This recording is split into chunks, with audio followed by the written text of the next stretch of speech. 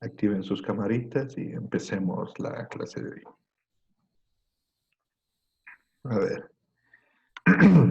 Perdón. Bueno, como les comenté la semana pasada, entonces este es el último tema que se suele tocar, que tiene que ver con lo que es la medición de la resistividad y resistencia de puesta a tierra, que sirve para lo que es el diseño de los sistemas de puesta de tierra.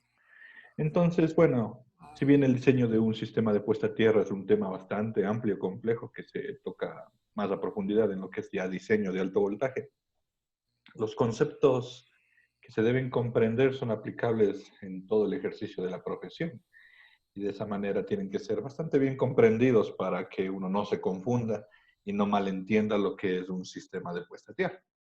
Entonces, básicamente, ahí diría yo que les separo a los sistemas de puesta de tierra en dos, en sistemas grandes y en sistemas pequeños. Los sistemas pequeños, los sistemas de puesta de tierra que se escriben SPT, los que son pequeños son de aplicaciones más de tipo industrial y residencial. Por ejemplo, para puestas de tierra en edificios, industrias, hospitales, postes, torres de transmisión, principalmente, y qué sé yo, cámaras de transformación, todo ese tipo de aplicaciones pequeñas usan sistemas de puestas de tierra pequeñas. Es decir, usan mallitas que miden un par de metros nada más como extensión. Y están los sistemas de puestas de tierra grandes, en cambio, que son prácticamente las mallas de subestaciones. Las mallas de las subestaciones pueden llegar a medir bastantes metros, dependiendo de qué tan grande sea la malla. Podemos hablar incluso de cientos de metros según la necesidad del espacio para lograr esto.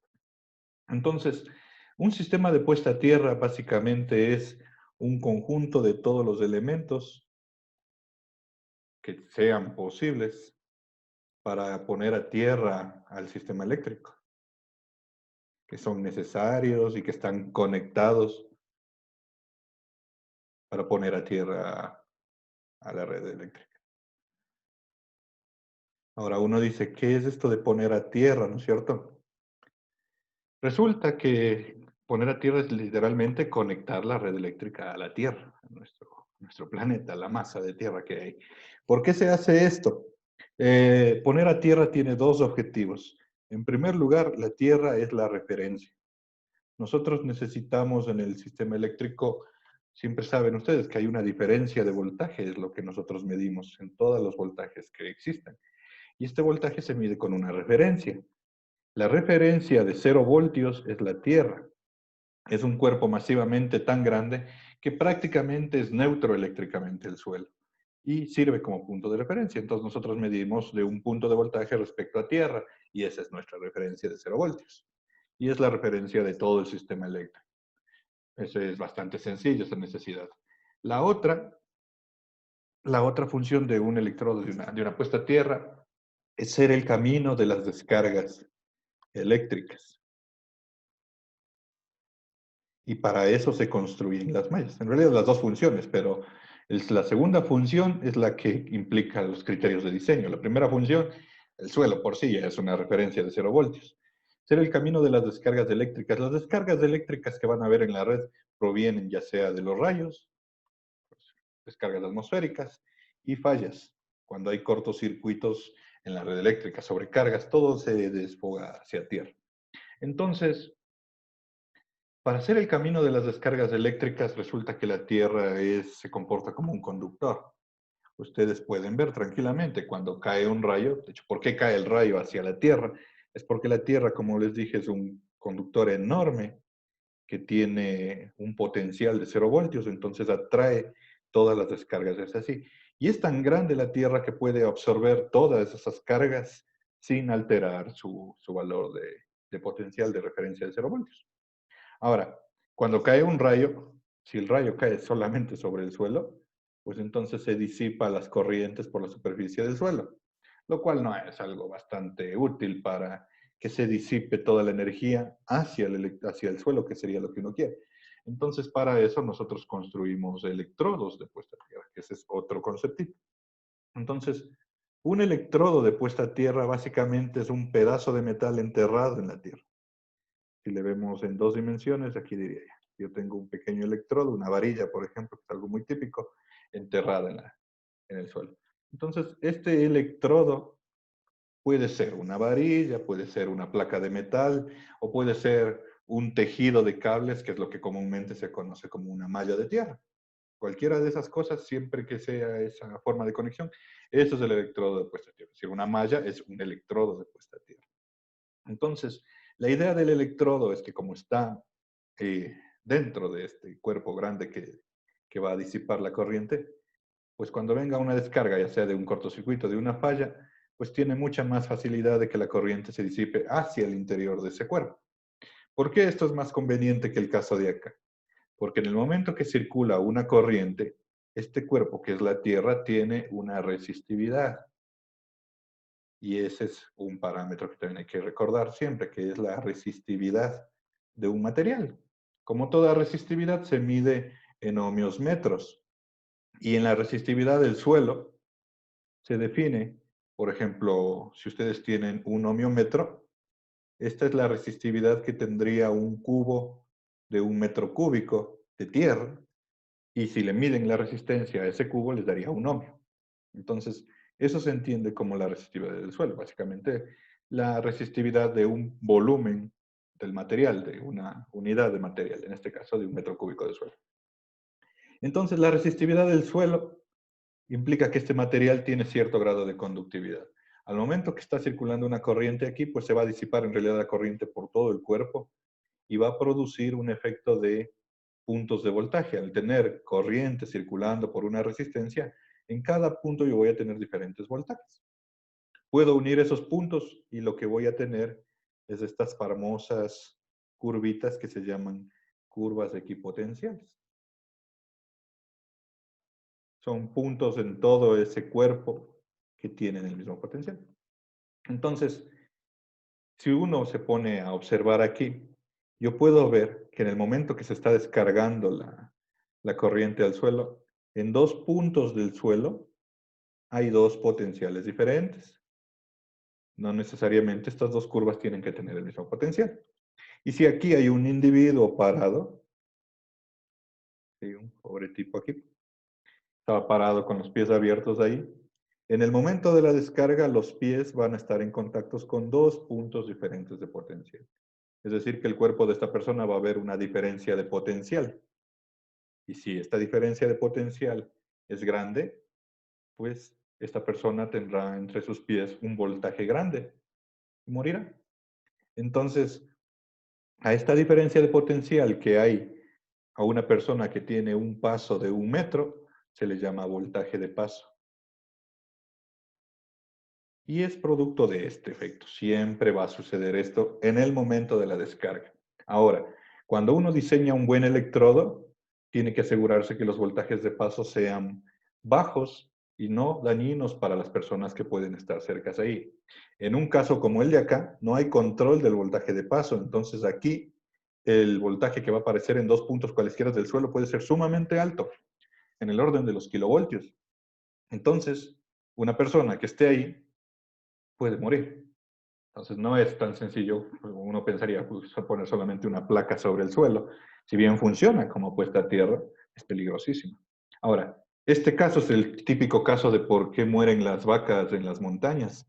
¿Alguna vez han visto que cuando caen los rayos se mueren las vacas? ¿Lo sabían? Hay muchas veces, porque aquí las vacas son largas. Ustedes han visto que entre pierna y pierna de la vaca, ¿cuánto habrá? ¿2 metros? En 2 metros pueden aparecer algunos kilovoltios cuando cae un rayo. Entonces no necesariamente tiene que caerle el rayo a la vaquita, sino que le cae al suelo y es suficiente voltaje entre las patas del animal para que muera. Suelen morir cuando están en montañas altas con caídas de rayos. Y una persona puede morir. Una recomendación clara que sale de aquí, ¿no? Si están en una montaña ante una tormenta eléctrica, no se echen al suelo. ¿Qué pasa si ustedes se echan al suelo? Ponen en contacto con el suelo su cuerpo, que puede medir que 1,70 m tranquilamente, entre su cabeza y sus pies. Y si viene la diferencia de potencial entre su cabeza y sus pies, pueden morir. que se debe hacer normalmente cuando caen rayos así en las montañas, uno es hacerse bolita. Es la mejor forma, porque ahí la diferencia de potencial es más pequeña, más reducida. ¿Sí entienden esa idea? Entonces, esa idea sucede en el electrodo de puesta a tierra. Aparecen estas caídas de potencial. Y esta caída de potencial depende de este material. Nosotros no tenemos control sobre la resistividad del material porque es del suelo. La resistividad del material depende de la geología. Es decir, depende de factores como, por ejemplo, la temperatura, de dónde esté ese lugar, de la humedad, del grado de compactación, de qué materiales tenga. No es por lo mismo, por ejemplo, esa tierra negra vegetal que hay en unos lugares muy atractivos, esta tierra seca que se llama Kangawa, que hay en otros terrenos de aquí del país, o la tierra que hay en la mitad del mundo, que prácticamente es un desierto de arena. Entonces, todo eso depende de esta resistividad. Y este valor altera este resultado, por un lado. Entonces, este es un concepto. Y este valor de la resistividad nosotros medimos. Este es el primer paso. Para poder diseñar un sistema de puesta a tierra, yo tengo que saber en qué terreno voy a trabajar y medir la resistividad. Ya, por un lado. Entonces, hasta ahorita les he indicado qué es la resistividad, qué es el voltaje de paso y qué es un electrodo de puesta a tierra. Lo que hacemos nosotros es diseñar los electrodos de puesta a tierra de manera que sean seguros. Es decir, que cuando va una descarga por el electrodo, los voltajes de paso no sean peligrosos. Ahora, de aquí mismo del voltaje de paso se puede observar el otro voltaje. ¿Qué tal si el voltaje de paso no es peligroso? Pero aquí hay otro individuo paradito aquí, ¿no es cierto? Pongámosle que está visto de perfil y toca con la mano ahí, está agarrado de un postecito, apoyado en la pared ahí. Cuando cae la descarga en sus pies hay un punto de potencial, ¿no es cierto? Y en sus manos hay otro punto de potencial. Si la diferencia de potencial entre este punto y este punto es muy grande, igual va a haber una circulación de corriente por el cuerpo del ser humano y puede morir también. A este caso, cuando uno tiene diferencia de potencial entre un pie y una mano como que está en contacto con una estructura, a esto de allí se le llama voltaje de toque. El voltaje de toque, como ven, es familia del voltaje de paso, depende de los mismos criterios, del mismo desempeño del electrodo de puesta a tierra. Y normalmente el voltaje de toque suele ser más grande que el de paso, porque esta estructura normalmente es muy variada. O sea, uno puede estar apoyado en un poste, en una pared, o lo más típico, esto de aquí suelen ser las carcasas de los equipos eléctricos. Les pregunto alguna vez, en sus casas, ¿han tocado la carcasa de un equipo eléctrico y les ha dado un choque eléctrico? ¿Alguna vez? Nunca en su vida. ¿Alguna vez han metido la mano en la lavadora y les ha dado un choque eléctrico? ¿No? Tienen suerte. ¿Ya? O hay puesta a tierra. Entonces, esto es común que suceda en las carcasas de los equipos eléctricos cuando no están bien aterrizados. Ustedes van, por ejemplo, desde el caso de las lavadoras es bastante común. Está ahí la pobre señora, o será que ustedes no lavan también, ¿no? Está la pobre señora, alguna vez pueden preguntar a un montón de casos, que cuando meten la mano a la ropa, les da un choque. Y es porque están sufriendo el voltaje de toque. Que tal vez no sea peligroso en bajo voltaje, tal vez, porque incluso puede ser, pero están sufriendo este caso. O qué sé yo, una puerta de una casa que se queda energizada de cierta manera puede tener voltaje de toque. Entonces, esos son dos conceptitos que hay aquí del voltaje de toque. Ahora, entonces les decía que uno diseña el electrodo de manera que produzca voltajes de toque y de paso que sean seguros, que sean bajos, que no vayan a matar a las personas que estén cerca de la puesta a tierra. Y a la vez que sean suficientemente baja la resistencia para que la corriente fluya hacia la tierra.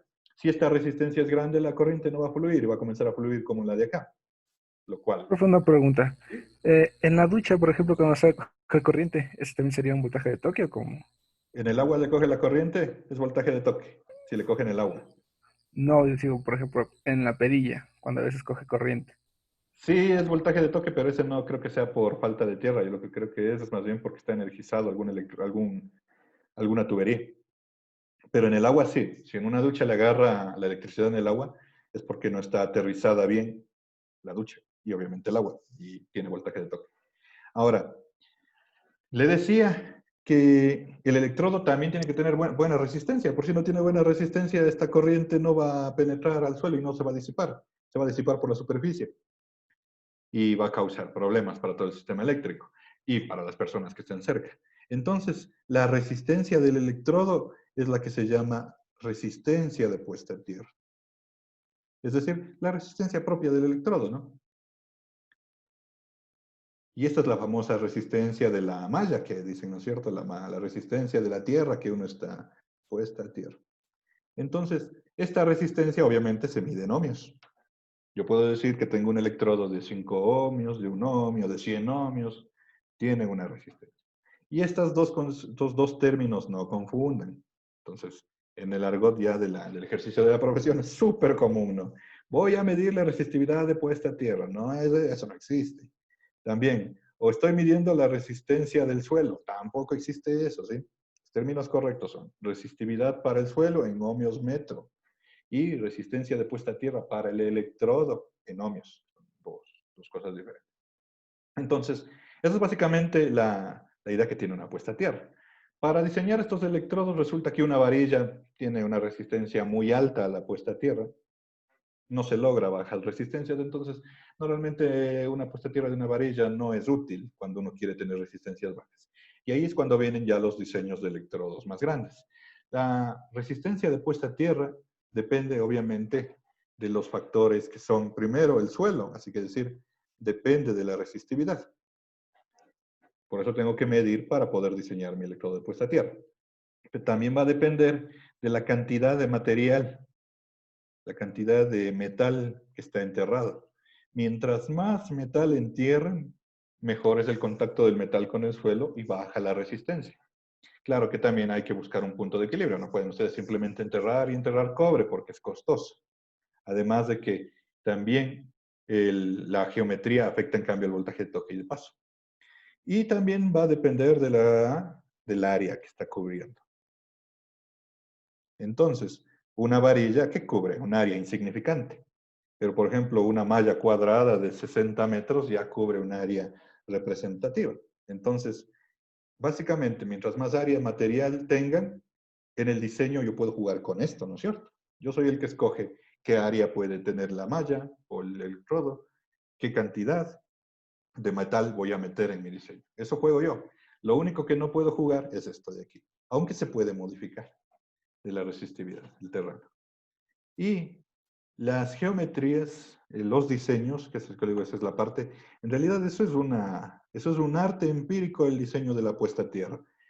Tienen ustedes como referencia la ANSI estándar 80, que es básicamente la Biblia de lo que es diseño de puesta a tierra. Cualquier cosa que ustedes quieran saber de puesta a tierra está escrito en la ANSI 80. Les dejé en el aula virtual la ANSI 80 y la 81. Un poco desactualizadas, como siempre les comento, porque son costosas las normas, pero está ahí. Entonces, ANSI 80 lo que tiene, bueno, es todos los conceptos necesarios, como toda norma que yo les he explicado ahorita, siempre ven que tiene conceptos, definiciones, y luego viene la parte del diseño. En la parte del diseño del ANSI 80 están las ecuaciones para hacer mallas cuadrangulares, con o sin jabalines. ¿Qué es una malla cuadrangular? Básicamente que tenga forma cuadrada o rectangular. E incluso llega hasta el diseño de mallas en tipo L. Por ejemplo, tengan que diseñar una malla así, una especie de L. Pero todas en forma cuadrangular. Ahora, ¿quién me dice a mí que yo tengo que hacer mallas cuadradas? Nadie. Nadie le va a prohibir a usted que si usted quiere hacer un electrodo redondo, le haga, que si quiere hacer un electrodo triangular, lo haga. Entonces, eso no cubre ANSI 80. Y para eso, pues, por ejemplo, lo que uno puede hacer ya es un estudio. En el ejercicio es bastante complicado, uno, ¿para qué se va a complicar tratando de inventar el agua tibia, haciendo diseños bastante extraños cuando los diseños tradicionales funcionan? Sin embargo, si es que uno desea conocer a ciencia cierta cómo sería un diferente electrodo, por ejemplo, unos electrodos bien utilizados son los electrodos circulares para lo que es pozos petroleros. Ahí normalmente los pozos son circulares, ahí donde guardan el combustible, y las mallas también les hacen circulares por la forma del terreno que dispone. Esta forma depende de eso del terreno. A ver, no todos los terrenos son cuadrados. Yo tengo una subestación que tiene un terreno así. Entonces, normalmente me toca diseñar la malla siguiendo la geometría del terreno, lo cual hace un poco más difícil el diseño. Para hacer eso, se puede usar los métodos finitos. Los métodos finitos ya es un método de cálculo usando software que uno puede meter prácticamente la geometría de los materiales, la geometría y las características de los materiales y diseñar. En todo caso, eso ya les muestro un poquito lo que se puede hacer. Pero de ahí, ANSI 80 en cambio tiene todo lo que necesitan para diseñar mallas cuadrangulares. Una malla prácticamente es solamente cable enterrado. Todo esto que está dibujado aquí es cable de cobre desnudo enterrado en el suelo. Y normalmente, cuando no me alcanza a bajar la resistencia de puesta a tierra solo con cable, uno puede apoyarse enterrando varillitas o jabalinas. Normalmente yo puedo poner jabalinas en donde vaya necesitando para ir bajando la resistencia. ¿Para qué sirven estas jabalinas? Es para aumentar la cantidad de material que va a haber bajo el suelo. Entonces es muy común, es bastante común. Si este es del suelo, normalmente aquí está un cable que llega al acceso a tierra y acá abajo está enterrado el cable. Y aquí en los vértices están las jabalinas enterradas bajo el suelo. Pero una malla se puede diseñar sin jabalinas. Ahora, en la experiencia que yo he acumulado con los años en el trabajo de puestas de tierra, yo les trato de recomendar lo menos posible que usen jabalinas, porque las jabalinas producen bastante este efecto de acá, que potencian los equipotenciales, que producen voltajes de toque. Entonces, cuando uno pone varillas aquí en los perfiles, aquí los equipotenciales son más grandes que si no hubieran las varillas. Entonces, si hay una persona caminando cerca de las esquinas de la malla, puede tener voltajes de toque más altos o a ustedes les puede hacer difícil el diseño. Normalmente se pone varillas porque ya no le puedo bajar, ¿no? O sea, lo preferible sería tener una malla solo con cable enterrado, cable totalmente horizontal. Cable como aquí, por ejemplo, en estas fotografías podríamos ver cómo son las mallitas.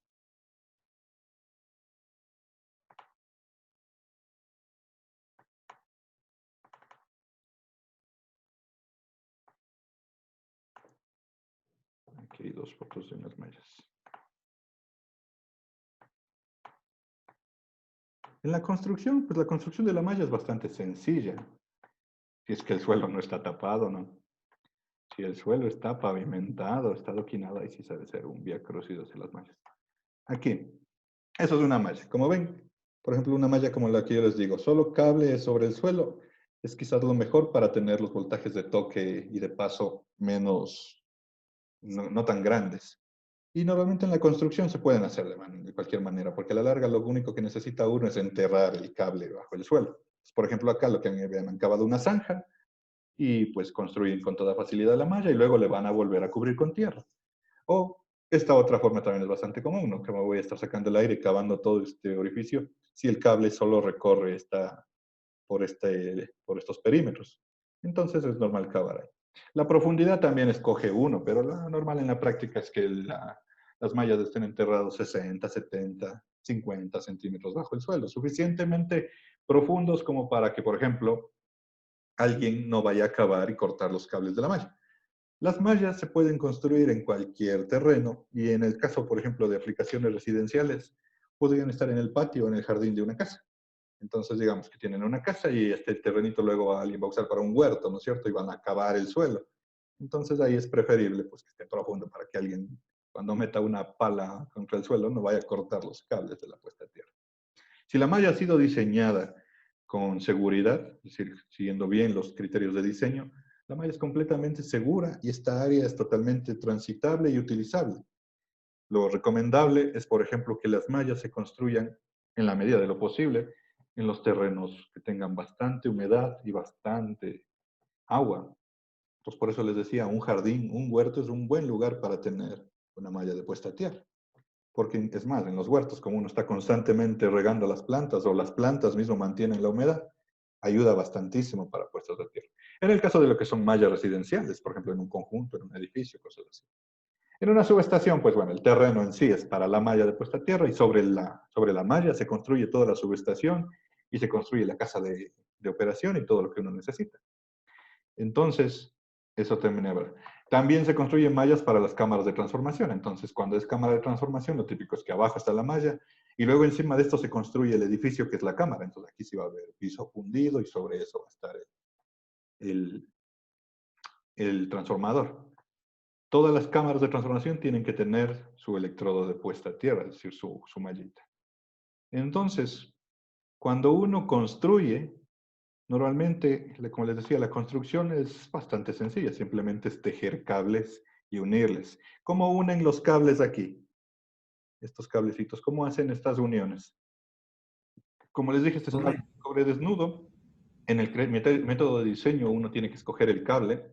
El cable, por cierto, se usa en función de la corriente. Por aquí van a circular kiloamperios en el momento de la falla. Entonces el cable tiene que ser capaz de soportar esa cantidad de corriente. Entonces normalmente el cable más bajo que se utiliza es del 2AWG, mínimo. Y de ahí para arriba.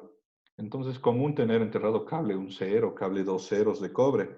Por eso también es costoso la construcción de la malla. Les decía, ¿cómo unimos aquí? Entonces, para la unión existen dos métodos sencillos. La primera es usar conectores. Hay una gran variedad de conectores que se pueden usar. Conectores de presión o conectores de tornillos, no tengo otro. Solo esos dos conectores he tenido. Bueno, en todo caso, no son nada más que unos pedacitos de cobre, como ven aquí, para poder unir. Cuando se usa estos de aquí, que son conectores, estos de acá de la izquierda, estos son conector de compresión, se necesita una ponchadora, que es básicamente una herramienta que con presión le aplasta y le une. Entonces ustedes meten el cable, el otro cable, ponchan y por compresión queda unido. O si no, un conector por compresión desde acá, pero con tornillo, entonces es más fácil, ¿no? Porque no necesitan la ponchadora, sino simplemente meter los cables y apretar ahí con conectores. Totalmente válido y utilizable los conectores, es decir, no hay en ningún lugar, ninguna norma que diga que no se pueden usar conectores. Y eso les comento porque muchos creen que no se pueden usar conectores, es decir, que se deben soldar, porque la segunda forma que se pueden unir es mediante soldadura exotérmica. La soldadura exotérmica es un acabado de esta manera. Lo que se pone ahí básicamente es termita. No sé si han escuchado de la termita. La termita es una especie de mezcla de aluminio con unos hierros que se combustiona y genera mucho calor, como un explosivo. Y eso funde el material. Entonces, si le ven aquí, esto queda fundido, ¿no es cierto? Al quedar fundido, esta suelda es súper dura, es muy difícil que esta unión. De hecho, prácticamente imposible que una vez que uní los cables con soldadura exotérmica les pueda soltar. Y eso para mí, incluso por eso a mí me agrada más construir con conectores cuando son mallas pequeñas.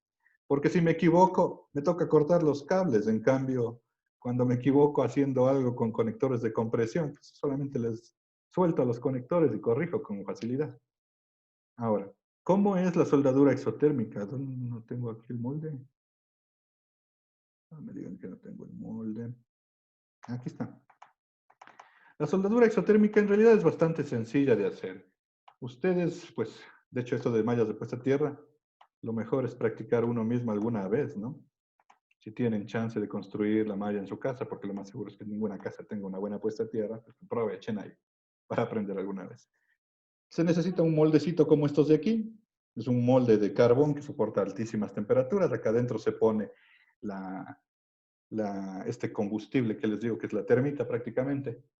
Y se enciende con fuego, esto explota y queda este acabado.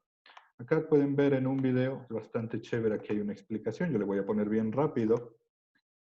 Aquí está, por ejemplo, miren, poniendo la termita en el molde exotérmico y va a unir con un molde que tiene aquí estos dos pedazos de cobre. Bueno, va a colocar la termita, luego va a colocar, allí colocó el molde sobre los conductores de cobre que quiere unir. Ahí va a unir dos conductores de forma de una cruz. Una vez que está ahí, los moldes normalmente tienen aquí una especie de tornillitos, que es donde está puesta la mano ahí, que por compresión le ajustan para que no se vaya a mover. Y finalmente le debe encender. Ahora, lo correcto es hacer eso con seguridad, con guantes, con gafas, encender ahí. Hay una pequeña parte de esa pólvora que viene en el... De hecho, las sueldas vienen en estos frasquitos de aquí. A ver. No sé dónde está. Ahí, en estos frasquitos que están acá, viene un cartucho de suelda. Cada cartucho sirve para hacer una suelda. Estas de aquí. Normalmente venden en kits, no saben ser tan costosos, aunque lo que es costoso más bien son los moldes. Los moldes pueden valer unos $100, me parece que en el mercado actual, y pueden durar tranquilamente unas 200 o 300 soldadas antes de que se rompan. Así que tampoco es que sean tan difíciles ni costosos de adquirir cuando uno trabaja mucho. Entonces, se le enciende, él encendió con un mechero, me parece que él hizo bien. Porque hay personas, yo he visto los trabajadores que hacen esto, alguna vez le prendían hasta con un tabaco. No harán nunca eso, ¿no? Pero de todo se ve ahí. Entonces, hay que tener cuidado porque la reacción es súper rápida y les puede quemar. Entonces, miren, él usa un mechero por ahí. Ahí le activo el mechero y vieron, se encendió bastante rápido. Y listo, una vez que ya explotó dentro de la termita, se le deja enfriar, esperando un poco del momento. Eso se quita el molde, se golpea un poquito para que caigan, ¿cómo se llama? Los restos del... Ahí le va a golpear para que caigan los restos, la escoria se llama de la soldadura. Tienen una soldadura perfecta. ¿Ya? Esa es la suelda exotérmica. A todo el mundo le encanta construir con suelda exotérmica por esta razón, porque la unión es perfecta y prácticamente nunca se va a soltar el cable.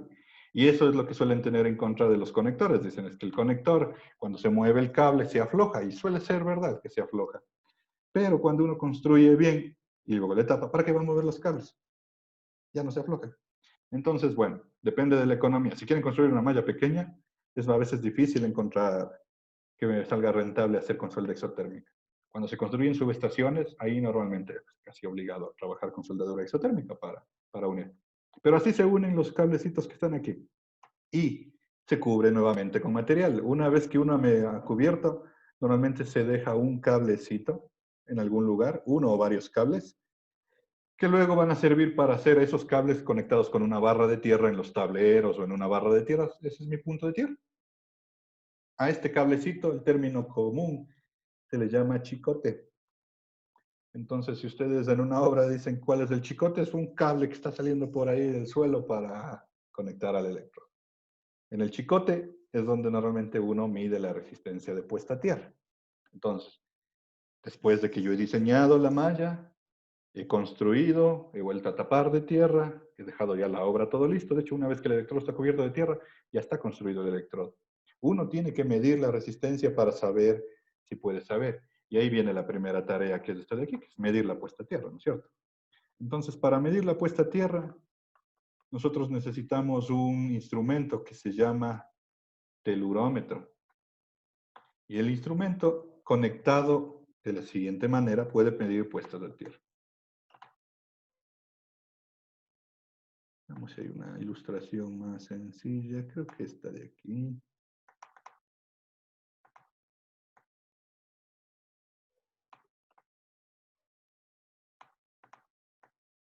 A ver si tengo otra. Entre dos imágenes, tal vez se vea mejor.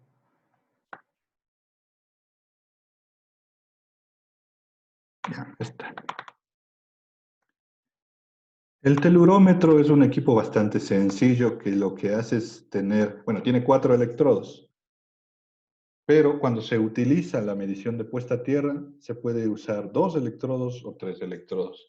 El método este de aquí de 3 electrodos es el método de caída de potencial, más comúnmente conocido como el método del 62%. Esto está dado por la ANSI 81, que también les dejé en el aula virtual. Entonces, el telurómetro es un equipito así sencillo que tiene aquí unas escalas para medir ohmios, básicamente mide ohmios, y tiene 4 electrodos. Aquí, como pueden ver, hay 4 terminales. Los dos electrodos de los extremos son terminales de corriente, que puede ser corriente 1 y corriente 2. Y los dos electrodos de la mitad son electrodos de potencial, P1, P2. Cuando mido puestas a tierra, solo necesito un electrodo de corriente, este de aquí, que está lejos, como ven, del electrodo de puesta a tierra. El otro electrodo es el electrodo de aquí, el de potencial. Ese va a estar en la mitad del camino. Y el electrodo de puesta a tierra va a estar en el otro electrodo de corriente. Igual se puede ver aquí. Y voy a tener un terminal del telurómetro, electrodo de corriente, el otro electrodo de corriente, el corriente 2, y el de la mitad es el electrodo de potencial. Solo se necesitan 3 terminales. Entonces, por eso uno muchas veces se puede encontrar en el mercado, bastante baratos en realidad, medidores de puesta a tierra, que son telurómetros de 3 terminales, como estos de aquí. Son bastante sencillos, pero yo no les recomiendo que se compren. Estos de aquí. Como ven, son medidores de puesta a tierra. 3 terminales. Un terminal para el electrodo de potencial y el electrodo de corriente. Este de aquí también, algo parecido, ya depende de la marca del fabricante. Simplemente tienen estos y un botón de test, que lo que hace es inyectar la corriente. Tienen 3 electrodos, yo no les recomiendo, no porque no sean buenos, son muy buenos, incluso hay de muy buenas marcas estos medidores de puesta a tierra. No les recomiendo de tres electrodos como estos porque no sirven para medir resistividad. Entonces es un desperdicio de dinero. Preferible yo compro un telurómetro de 4 puntos y a todo telurómetro de 4 puntos le pueden hacer medir puesta a tierra. A uno de estos de 3 puntos no le pueden medir resistividad. Entonces por eso no le recomiendo. Ahora, ¿qué es lo que hace el equipo? El equipo simplemente inyecta corrientes por los electrodos de corriente y con el electrodo de potencial mide un voltaje. Hace el cálculo interno y me da directamente el valor de la resistencia. Es decir, lo que mido aquí es la resistencia de puesta a tierra, directamente en el equipo. Si el equipo dice 10 ohmios, la resistencia del electrodo es 10 ohmios. Ahora, ¿qué es lo que se recomienda en la parte práctica? Entonces, normalmente este electrodo es el chicote que les digo que sale del suelo. Ahí conecto un terminal del telurómetro. El terminal de corriente yo debo conectar lejos. La teoría dice que más de 10 metros. Y mi experiencia me dice que mucho más, 30, 40, 50 metros, tranquilamente. ¿Cuál es la idea de esto? Resulta, aquí en estas dos curvitas de abajo se ve. El electrodo tiene influencia, como ven aquí, produce los equipotenciales que yo les comenté y tiene una zona de influencia, una zona que puede abarcar unos cuantos metros. En esta zona de influencia, la medida no se puede obtener. Como ven aquí, la resistencia, esta curvita de acá abajo es la resistencia que da el instrumento. En esta zona la resistencia cambia brutalmente, así que esa zona de influencia uno no puede medir. Si mido por aquí, me da este valor. Si mido por acá, me da este valor. Entonces, en la zona de influencia de la malla, no tienen medida, no saben qué diablos están midiendo. Entonces, la recomendación es alejarse de la zona de influencia. Y esta zona de influencia es grande a medida que el electrodo es grande. Entonces, si miden una malla chiquitita, como les decía, un electrodo para un edificio, cosas así, unos 10 metros es suficiente para salir de la influencia. Porque, por ejemplo, una malla de un edificio puede medir 3x3, 4x4, las más grandes tal vez unos 5 metros. No más, no es lo común. Pero la malla de una subestación mide 100 metros. Entonces la zona de influencia de una subestación es enorme.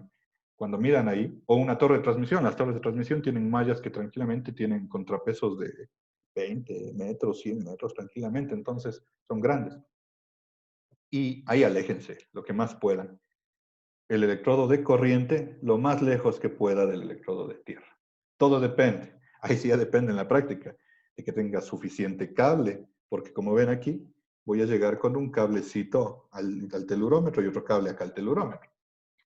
Si no hay suficiente cable, pues a veces el límite es lo que tengo de cable del instrumento. Los instrumentos suelen venir con cables de 15 metros, que son buenos para medir mallas pequeñas. Pero cuando quieren medir una malla de una subestación, ahí les toca comprar cable, porque se van a quedar cortos. Hay diferentes telurómetros, por ejemplo, uno de los mejorcitos y más atractivos del mercado son estos Megger pequeñitos, tenemos en la Poli. Son una maravilla de telurómetros porque son pequeñitos, del porte de la palma de la mano, pero pueden medir tierra, resistividad, medir con pinzas, que ya les explico cómo es esa medición. Y el problema que tienen estos telurómetros chiquitos, que como son pequeños, suelen venir con cables cortitos. Hay otros.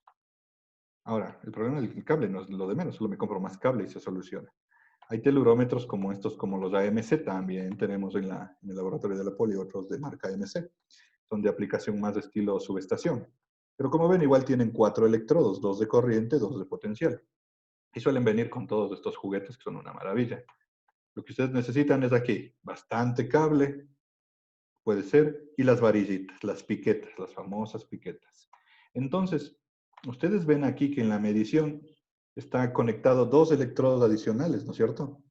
El electrodo donde estoy conectando la pica de potencial y el electrodo de corriente. Estas piquetas que vienen aquí, que son nada más que una varilla de cobre, hay que clavarles en el suelo. Entonces tienen que ir, buscar un espacio en el suelo y clavar ahí. Ahí otras recomendaciones. Cuando clavan las piquetas y el suelo es muy seco, mojen el área donde está la piqueta. Entonces ustedes van a ir en el suelo y aquí van a enterrar su piquetita donde le van a conectar cables. Esto asegúrense de que esté húmedo. Porque ya cuando uno va al campo, los suelos van a estar secos, hecho pedazos. Y un buen contacto eléctrico se necesita aquí. Entonces, siempre llevar agüita. Regar de agua ahí para humedecer el lugar donde está midiendo. Entierran la piqueta. La piqueta normalmente mide 40, 30 centímetros. No es mucho lo que se entierra. ¿Cuándo pueden enterrar? Hay veces que no pueden enterrar. En todo caso, ya les cuento cómo se hace. Ahora, una vez que se entierra la piqueta, como les digo, la recomendación es que el electrodo de corriente se vaya lejos y fuera de la zona de la malla. ¿Qué es esto? Ustedes tienen que saber cómo es la malla, ¿no? Entonces, en un terreno, digamos que este es el terreno donde he construido la mallita, y sé que la malla está aquí, y que es cuadrada, tiene estas esquinas. Entonces, yo no mido nunca dentro de la malla, porque aquí estoy en la influencia, de cualquier medida de resistencia puesta a tierra dentro de la malla no tiene ningún significado, no pueden concluir nada. Así que lo normal es coger de las esquinas y aquí alejarme. Y acá puedo hacer que ponga el electrodo de corriente. Por acá, a donde les dé la gana. Pero que sea lejos, ¿sí? Fuera de la zona de influencia de la malla y medir hacia afuera de la malla. Ahí conectan el electrodo de corriente. Y luego, se llama método del 62% porque las experimentaciones han demostrado que la resistencia se comporta así, que baja cerca del electrodo, se aleja, se crece muchísimo cuando llegan al otro electrodo y hay una zona estable. En esta zona estable es donde yo puedo obtener la medida de la resistencia. Y esta zona estable normalmente es al 62% de la distancia entre el electrodo y el electrodo de corriente. Entonces, quiere decir que, por ejemplo, si desde este punto de la malla el electrodo de corriente he puesto 100 metros, para hacer sencillo el número, el electrodo de potencial yo le debo poner aquí a 62 metros. Eso sería el 62%, ¿no es cierto? Y ahí voy a tener una medida aceptable. De hecho, se debe medir al 62%, pero uno tiene que verificar. ¿Cómo voy a verificar que estoy fuera de la zona de influencia? Haciendo como está aquí, una movidita con el electrodo de potencial. Le coloco al 62% y tomo la medida. Le saco al electrodo, le muevo 1 metro hacia la derecha, en este dibujo, tomo la medida. Le saco de donde estaba el punto de referencia al 62%, le muevo 1 metro a la izquierda y tomo la medida. Y la variación de las tres medidas, esto es solo recomendaciones prácticas, no es que es una regla definitiva, pero la variación debería ser menor al 10%. Si estoy en esa condición, puedo considerar que estoy en la zona de influencia, alejado, y ya puedo tomar la medida. Y la medida es la del 62%, ¿no? Ya sea, aquí me marca 5 ohmios, acá me marca 5.3 y acá me marca 4.7. Saco la desviación que esté menor del 10% de esta referencia de aquí y puedo considerar que estoy dentro de la zona. Esto es solo para verificar. La medida es esta, la del 62%. De ahí el equipo es bien sencillo, pues simplemente una vez que han conectado los cables, estos equipos inyectan voltajes de otra frecuencia, normalmente tienen baterías, sí dan choques eléctricos, así que es igual una recomendación. Normalmente uno hace las medidas de puestas de tierra siempre con ayuda de alguien, al menos 2 personas van. Uno para que esté conectando los cables allá a lo lejos y otro para que presione y tome la medida en el instrumento. Entonces no serán malas ondas. Nunca le presionen el botón de encender al instrumento cuando el otro está conectando los cables. Les pasa muy seguido, yo les cuento esto porque pasa. No les matan, no matan estos instrumentos, pero sí dan unos choques medios dolorosos, ¿no? Y cuando ustedes trabajan con ayudantes que son miedosos de la electricidad, una vez que le dan un choque eléctrico ya no quieren trabajar. Entonces no harán eso. Presionan el botón, tienen la medida, este de aquí analógico, estos de aquí, directamente. Lo que marca el instrumento es la resistencia. Entonces, medir resistencia es fácil con este método de aquí, de los 3 puntos. Fácil cuando se puede. ¿Cuándo no se puede medir aquí? Cuando acá no hay dónde clavar el electrodo, ¿no es cierto? No siempre uno tiene espacio para clavar el electrodo. Por ejemplo, cuando se está midiendo en los postes en la calle, las calles deben estar pavimentadas. Entonces ahí suele ser un suplicio buscar un huequito, hacer un huequito en el pavimento, en la vereda, entre los adoquines para meter la varilla. Y no les queda a veces de otra. Pero hay casos ya bien extremos, digamos, por ejemplo, están midiendo la malla de una cámara de transformación en el subsuelo de un edificio donde es el parqueadero. Ahí está súper bien pavimentado los parqueaderos de los edificios. Ahí no entra nada. Entonces no hay forma. Ahí pueden usar este método del 62%, pero aplicando a lo que se llama, pues bueno, yo en realidad no sé si se llama correctamente así, ¿no? Creo que sí. Ay, ya me acordé cuál es el nombre correcto.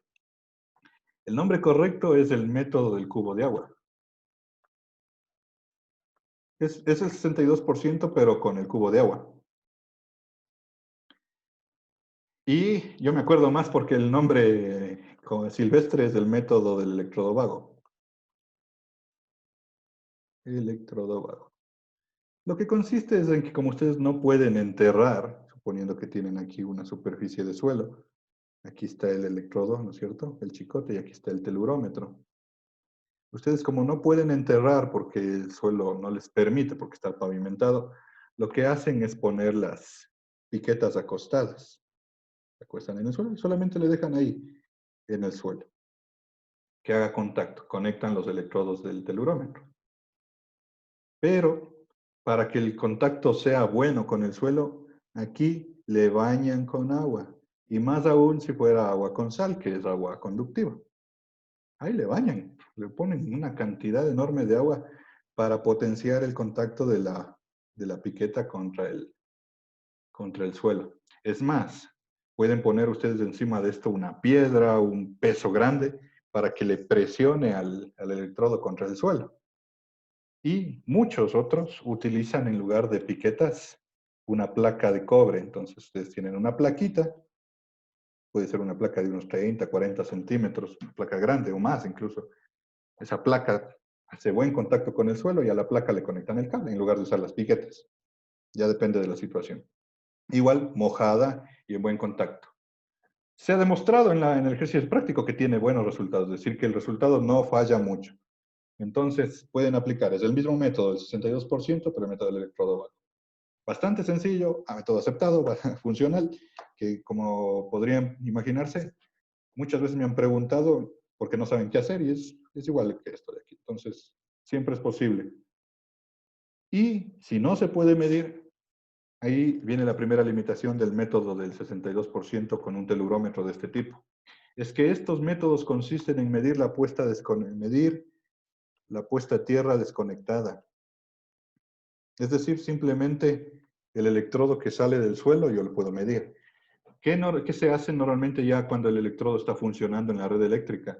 Se le conecta a la red, la tierra, al tablero de distribución de electricidad, al neutro del transformador, por medio de un tablero o una barra se conecta ya al sistema. Y cuando la tierra está conectada, uno no le puede medir con este método. Normalmente suele estar conectada a veces con unos jumpers o con un pequeño switchecito ahí para desconectar, si es que el diseñador ha sido inteligente y ha pensado que algún día van a venir a necesitar medir con telurómetros normales. Tengo ese dibujito aquí. Pero muchas veces, todos los diseños que yo conozco, siempre les falta la previsión de ese coso. Entonces, aquí está la Tierra, normalmente, y aquí ya va pues al sistema eléctrico, a la red, y forma toda la Tierra donde están conectados todos los diferentes equipos. Y aquí hay un jumper que se le puede desconectar, entonces la Tierra queda desconectada de la red, y ahí sí puedo usar el telurómetro. Si yo mido la Tierra conectada aquí, lo que va a pasar es que hay equipos energizados que, bueno, por lo general no deben estar enviando corrientes a Tierra, pero en la práctica puede haber el equipo que esté defectuoso o para su mala suerte, justo al momento que están midiendo hay una descarga a Tierra por una falla o por un rayo. Lo peor, el hombre más salado del mundo sería que le caiga un rayo cuando esté midiendo la Tierra, pero puede pasar. Lo triste de que estén inyectando corriente los equipos de la red es que la corriente está fluyendo hacia el electrodo. Y si está circulando esta corriente entra por aquí al telurómetro y le quema. Así de sencillo. El telurómetro funciona con el electrodo muerto, pero cuando entra corriente desde la red, se quema. $3,000 o $5,000 que vale un telurómetro de buena marca a la basura. Entonces, tengan cuidado con eso. Ustedes en el ejercicio práctico alguna vez que vean esto, seguramente sí les ven midiendo a las personas. Y les ven midiendo por dos razones. Una, porque seguramente no sabían que no se debe medir con la tierra conectada, que es algo bastante común. Y otra es porque no les importe, porque en el ejercicio normal es bastante raro que la red esté inyectando corriente. Tampoco es que todas las mallas que están conectadas están enviando corriente. Pero uno de los casos, por ejemplo, donde yo sí diría que sería loco estar midiendo así, es cuando miden la tierra que está a un transformador. Por ahí normalmente son desequilibradas las corrientes y casi siempre hay una corriente desviándose a tierra. Y ahí pueden comerse los telurómetros. Ahora, hay muchos trabajadores que, como les digo, han medido muchas veces, como no se ha quemado, pues entonces siguen midiendo de esta manera. Pero no hagan eso porque van a destruir un telurómetro muy costoso. Para medir esto, necesitan desconectar la tierra y medir el electrodo directo del suelo muerto, ¿sí? Y ese es un inconveniente porque no siempre se puede. Cuando yo construyo una malla, bueno, está libre. O si tengo un sistema eléctrico que le puedo desconectar como estos, chévere. Pero hay sistemas en donde no lo pueden desconectar. Por ejemplo, el transformador del poste que está conectado ahí, bajando un cable del poste abajo a tierra. No le pueden ir a cortar la tierra. Primero, no hay ni cómo, porque el cable es uno solo, está arriba. Y en segundo lugar, si cortan la tierra del transformador, puede producirse un arco justo en el cable que están cortando. Y les puede causar daño a ustedes. Entonces, cuando no hay cómo cortar y medir la tierra independiente, ahí pueden usar pinzas. Hay otro método que es el mismo método de caída de potencial, pero con un bucle de pinzas. Y los telurómetros, ahí sí no sirven todos, ahí sirven los telurómetros que ya vienen con el sistema de pinzas. Por ejemplo, ese pequeñito que les indiqué de Mega, ese tiene adaptable para pinzas. Ya depende del fabricante. Los buenos fabricantes todos producen con pinzas también. Cuestan más, obviamente. Y lo que ven como tienen es básicamente electrodo de tierra, electrodo potencial y corriente con dos pinzas. Para medir con este método, pues se conectan las dos pinzas en la flecha que indique el fabricante. Seguramente aquí hay una flechita. Se conectan ahí, se toma la medida y directamente otra vez. Medida ahí. Bastante buenazo el método. Pero para que funcione, esto tiene que estar cerrado el circuito. Es decir, tiene que estar a través de la red eléctrica y seguramente a tierra a través de otros elementos. Si es que ustedes le miden con una pinza un electrodo muerto, como los de acá, así, desconectado, no mide nada. Esto funciona más bien para el caso contrario, cuando esté aquí, por ejemplo, la tierra bajando de un transformador en un poste, ¿no? Aquí está el trafo, y está bajando a tierra a través de esto y yéndose al suelo. Ahí está cerrado el circuito y ahí es bien útil. La utilidad de usar este método es que yo no tengo que cortar el cable de tierra y puedo medir cualquier tierra que esté cerrada. Cuando no está cerrada, normalmente se usan electrodos auxiliares para cerrar. Digamos que ustedes quieren medir con pinza porque solo tienen ese instrumento, ¿no? Y tienen un electrodo muerto, entonces uno diría, ¿y ahora cómo cierro el circuito? Entonces ahí se cierra el circuito con electrodos auxiliares, como está aquí. Entonces, este de aquí son los sistemas de puestas a tierra que quieren medir. Por ejemplo, este de aquí, este pequeño electrodito. Esta es la red eléctrica o una barra de tierras, podría ser cualquiera. Y se cierra a través de electrodos puestos a tierra. De manera que aquí se formen bucles. Aquí, bueno, en realidad estas varillitas es lo de menos. Lo único que necesita uno es cerrar el circuito a través de otro cable y otra varilla. O múltiples varillas, tranquilamente. Cuando quieren medir un electrodo muerto. Pero si es que el electrodo está conectado a la red, no necesitan electrodos auxiliares, sino simplemente conectar las pinzas al electrodo que quieren medir. Entonces, recordar eso, si van a medir una puesta a tierra que está energizada, que no se puede desconectar, necesitarán de un telurómetro con pinzas, ¿sí? La única forma segura para que no destruyan el telurómetro. Acá se mide por inducción la corriente, así que no se van a quemar. Acá es directamente inyección de corriente y se va a quemar. Pero ese es el método de medición de puesta a tierra. Es bastante sencillo. Solamente recuerden esas indicaciones sencillas. Pongan el electrodo de corriente lejos, muy lejos de la zona de influencia. El electrodo de potencial se mide al 62% de la distancia del electrodo de corriente al electrodo de puesta a tierra. Y verifico con una variación de 1 metro que la variación no sea mayor al 10% para considerar que ya estoy en esta zona plana donde la resistencia es bastante constante. Y ese valor que les dé ya es la resistencia de su electrodo. Y eso sirve para verificar el diseño o evaluar la malla. Entonces, si yo me puse como criterio de diseño que diseño una malla que quiero que me dé 1 ohmio, voy y me da 10 ohmios, me jale el diseño, ¿no es cierto? Y me toca repetir. Es tan común eso. Para evaluar, uno va y mide la malla de un transformador, de un edificio, para saber qué ha pasado. Y puede ver con el valor de la resistencia que también está. ¿Qué tan bueno o malo ustedes consideran que es una malla de puesta a tierra? Pues la resistencia de puesta a tierra, por ejemplo, subestaciones, debe ser menor a 1 ohmio, según indicaciones de las normas. Es decir, la malla de una puesta a tierra tiene una malla súper buena. Resistencias de postes, aquí en el caso de la Quito tiene su propia norma. Ustedes van, ven los transformadores en los postes, por dentro del poste baja un cable de cobre y en la base del poste sabe haber 1 o 2 varillas. No irán a acabar ni a robarse las varillas en los postes. Se roban, por eso no irán a contar a la gente que les vaya a robar. Entonces, por dentro del poste baja el cable de tierra y en la base del poste, a 3 metros, están 2 varillitas del electrodo. Entonces, ahí hasta 25 ohmios. Es bien difícil, con 2 varillas es bastante difícil lograr eso, depende del suelo.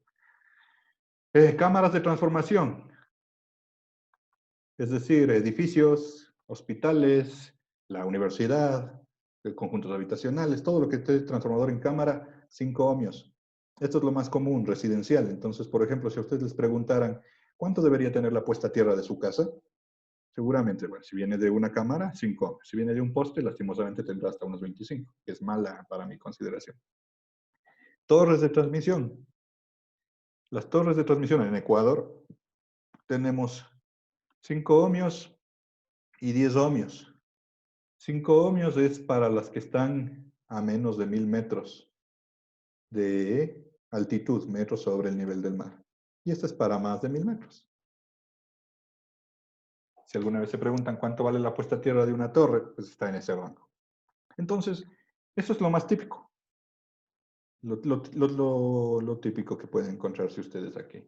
Entonces, si ustedes se van a evaluar, por ejemplo, se van a una fábrica, ¿no? Miden la puesta a tierra y les marca 15 ohmios.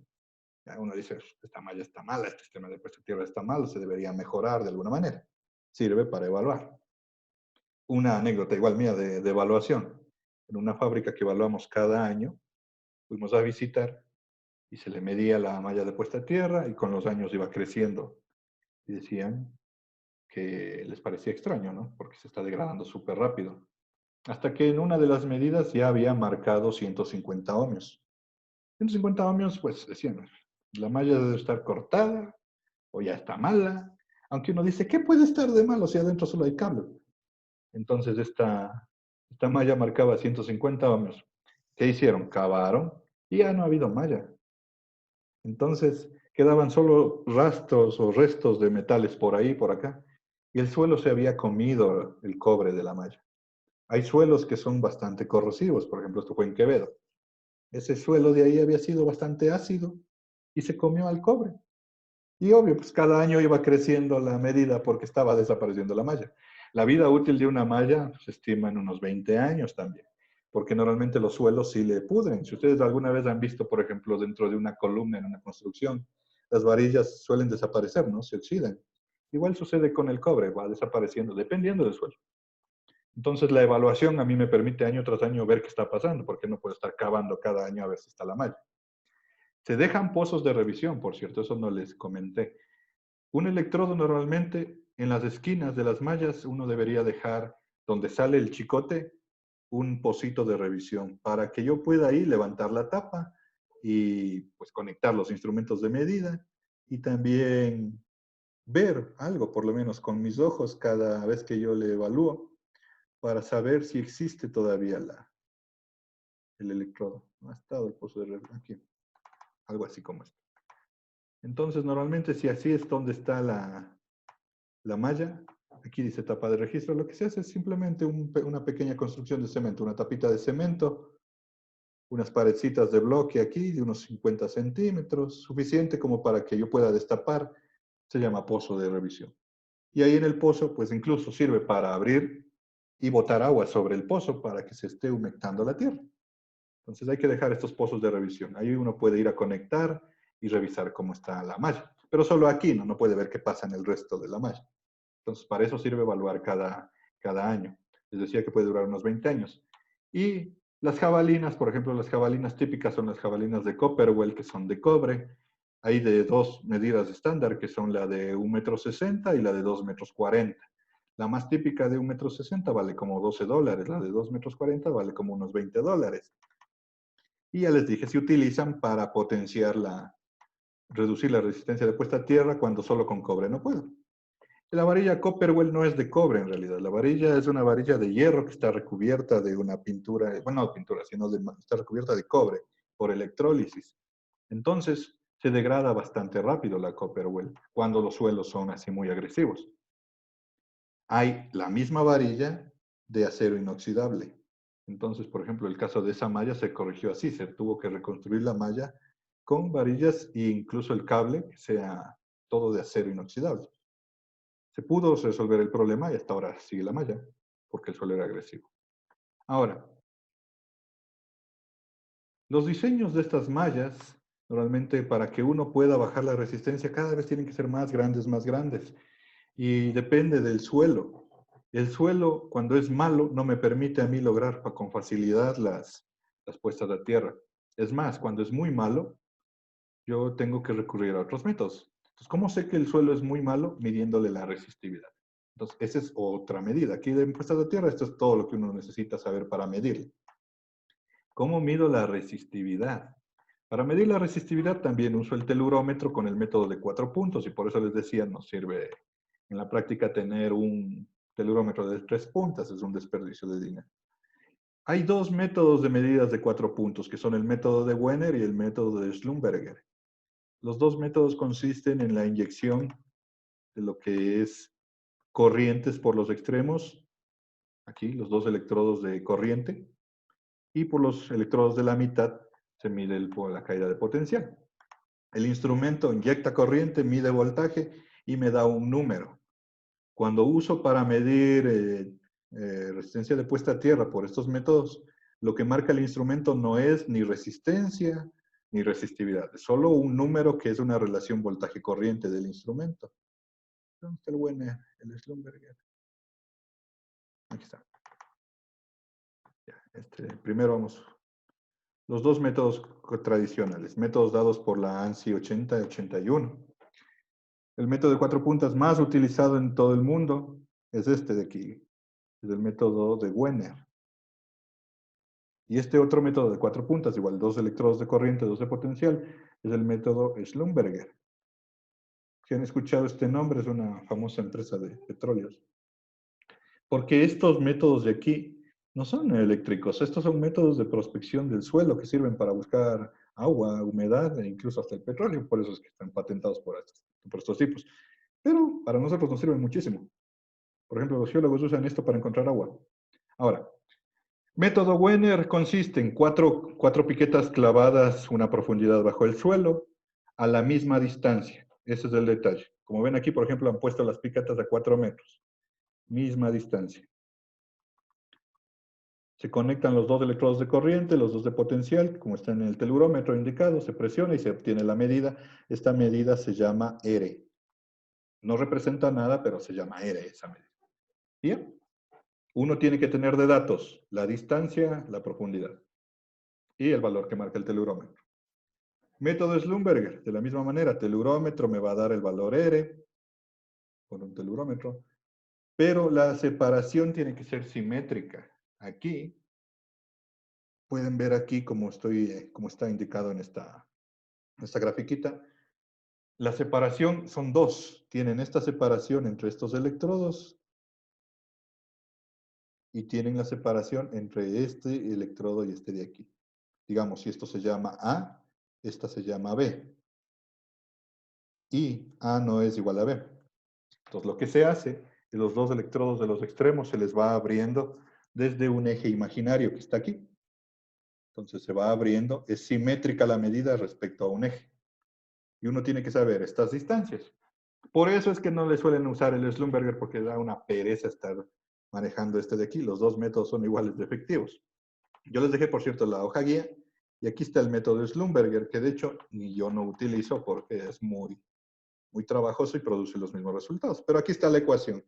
Entonces, la resistividad se calcula multiplicando pi por la distancia c, c más d sobre d, y el valor r que marca el telurómetro. Alguna vez estaría de investigar si hay un mayor efecto, pero yo he leído muchos papers en los que indican tanto Wenner como Schlumberger igual de efectivo. Entonces, en Wenner se tiene esta ecuación de aquí. La resistividad se calcula como 4pi, R, que es lo que marca el telurómetro, A, y acá abajo está B, que es la profundidad de enterramiento de las varillas. Esta es la ecuación completa de Wenner, pero también es una pereza grandota hacer este cálculo, ¿no es cierto? Se puede aproximar a 2pi a R. Si aquí en este denominador, si resulta que la distancia A es mucho más grande que la distancia de enterramiento B, se reduce esta ecuación y se queda como resultado 2pi a R. Y eso es lo que se utiliza en la práctica. Entonces, ¿dónde estaba la gráfica? Por eso es que utilizamos el Wenner, porque aquí la resistividad del terreno es simplemente 2pi por la separación A, que aquí marca 4 metros, y por R. De hecho, denme calculando a ver cuánto sale con lo que dice aquí. Aquí han puesto 4 metros y el instrumento marca R 0,53. Veamos qué resistividad sale según lo que ha estado ahí. Porque esto es lo que les puede salir en campo. Para que apliquen la ecuación simplificada esta de aquí, 2pi a R, se recomienda que la distancia de varilla sea al menos 10 veces más grande que lo que entierren la piqueta. Entonces, por ejemplo, aquí han enterrado la piqueta a 20 centímetros, uno debería poner separado por lo menos 2 metros los terminales. Y de ahí, más allá.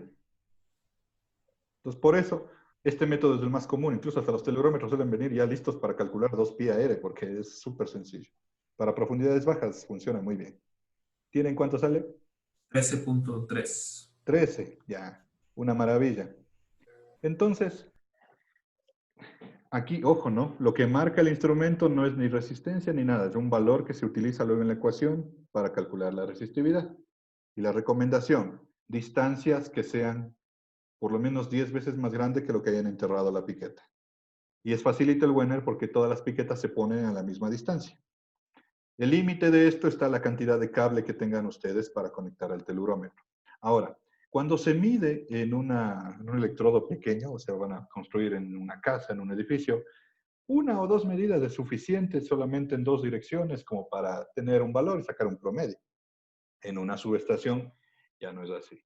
El método, cualquiera de estos dos, especialmente el método Wenner, resulta que la distancia A es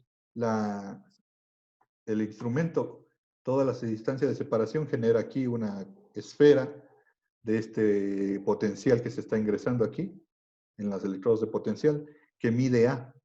Entonces, el método Wenner lo que mide es la resistividad del terreno hasta una profundidad A.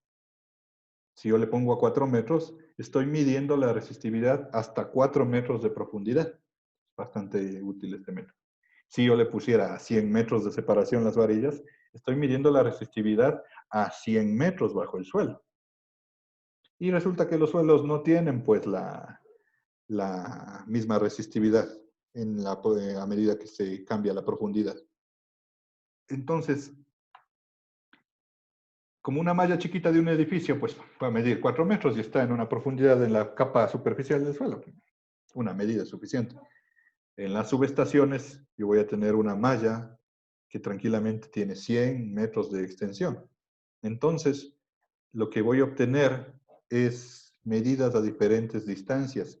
Tengo que graficar lo que va a ser la resistividad versus la distancia A. Y yo puedo obtener curvas que siguen ningún patrón, porque depende de cada suelo. Puede ser así, podría ser así, o podría ser la contraria, esta de aquí solo así. Si se encuentran con suelos que tengan la curva roja o la curva azul, son afortunados porque estos suelos son, bueno, en realidad los más comunes, que tienen dos capas. Ustedes pueden darse cuenta que hay una capa, por ejemplo, la curva roja, con las distancias menores significa a bajas profundidades tiene una resistividad baja, y cuando ya aumenta la profundidad tiene una resistividad más alta. Este otro suelo de la curva azul, en cambio, a bajas profundidades tiene una resistividad alta y cuando aumenta la profundidad tiene una resistividad baja. Quiere decir que hay dos estratos de suelo. El suelo se llama un suelo de dos capas. En realidad no es, porque ustedes se dan cuenta en la transición hay más capas, pero se aproxima a que tuviera dos capas. Entonces, en los estratos, para una subestación, lo más común es medir y tener un suelo de dos capas. Aquí es donde va a ir la malla. Por ejemplo, como les decía, la malla va a 60 centímetros normalmente bajo el suelo. En el estrato superior va a estar la malla. Pero como es enorme la malla, qué sé yo, 100 metros y pico, las equipotenciales van a cruzar del un lado hacia el otro lado del estrato del suelo. Entonces, en el método de cálculo toca usar las dos resistividades. Triste cuando les toque un suelo como la curva verde. Si se dan cuenta, esta curva lo que dice es que el suelo tiene tres estratos, ¿no es cierto? Y peor si les da casos peores. Ahora, por suerte para nosotros, en la mayoría de los casos, las subestaciones miden un par de cientos de metros, las más grandes, pero de ahí menos de 100 metros es lo común. Entonces, en esas profundidades que no son tan grandes, la mayoría de suelos se portan como dos capas. Entonces, para una subestación es inevitable modelar el suelo a dos capas. Para una casita, un conjunto, una medida de una capa, 10 metros de profundidad, es suficiente para saber el dato de la resistividad. Entonces, en una subestación, ¿cómo se debe medir? En una subestación, digamos que ustedes tienen aquí un terreno, qué sé yo, 100 metros por 50 metros, donde va a haber una subestación. Los telurómetros a veces ni alcanzan estas distancias, los cables.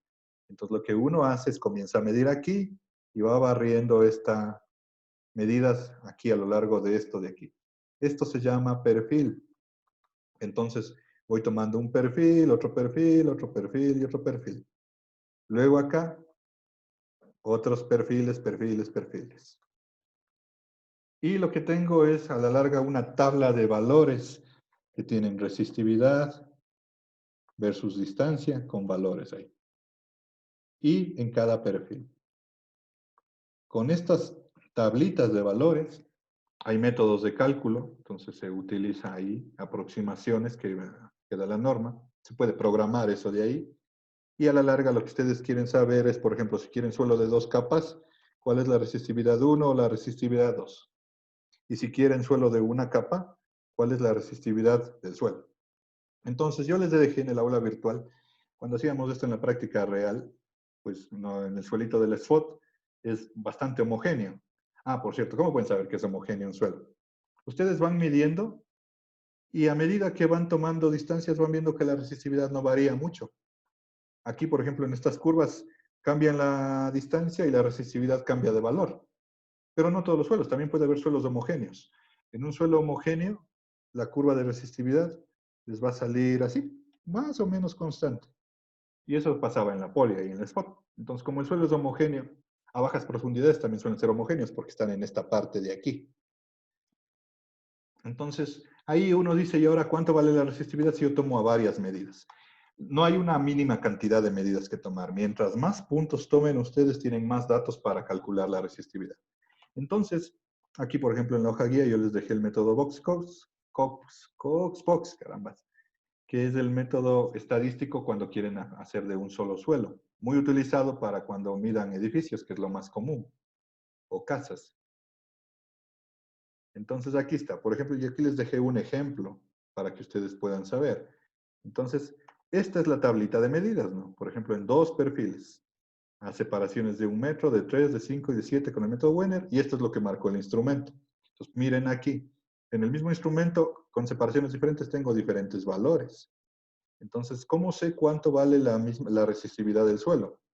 Pues simplemente lo que se hace, como está aquí indicado, es sacar una tablita de todas las resistividades.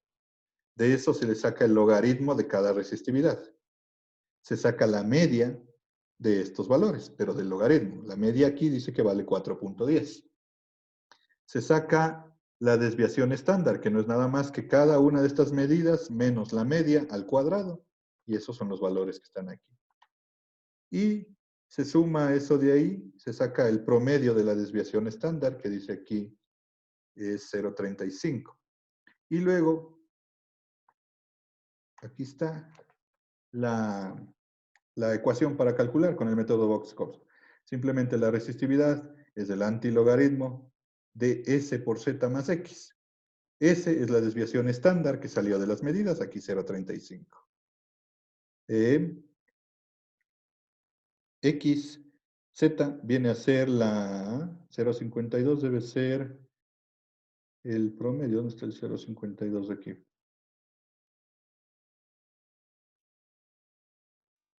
X es el promedio, 4.10. Y el 0.52. Este es el estadístico de prueba. Z es un valor constante de una desviación estándar de una función normal. Se llama estadísticos de prueba estos números que ya están definidos por una función de distribución. Entonces, en el método Cox-Box, el Z, el estadístico, siempre vale 0.52441, que está aquí. Entonces, simplemente desviación estándar por el estadístico más la media antilogaritmo, y es el resultado. Aquí está el 0.72. Pueden chequear esto cuando ustedes necesiten, porque esto es súper rápido de hacer cuando estén ustedes midiendo la resistividad de un terreno chiquito. Este es método de un solo suelo. Para el método de dos suelos, ese ya es más complejo y hay que hacer como dice la ANSI 80. Se puede hacer una ecuación que calcule todo eso. Entonces, si ven, de todos estos valores de aquí, por cierto, estos valores ya son resistividades calculadas como 2 pi a r. La tablita ya tiene resistividad 2 pi a r. Y ahí sí, la resistividad del suelo es 72. Y ese es el valor que utilizo para el diseño. Ahora, ¿qué tan bueno es? Aquí está explicado el modelo homogéneo y está explicado lo que le expliqué, por si acaso no me hayan entendido. Pueden chequearle con los números ahí.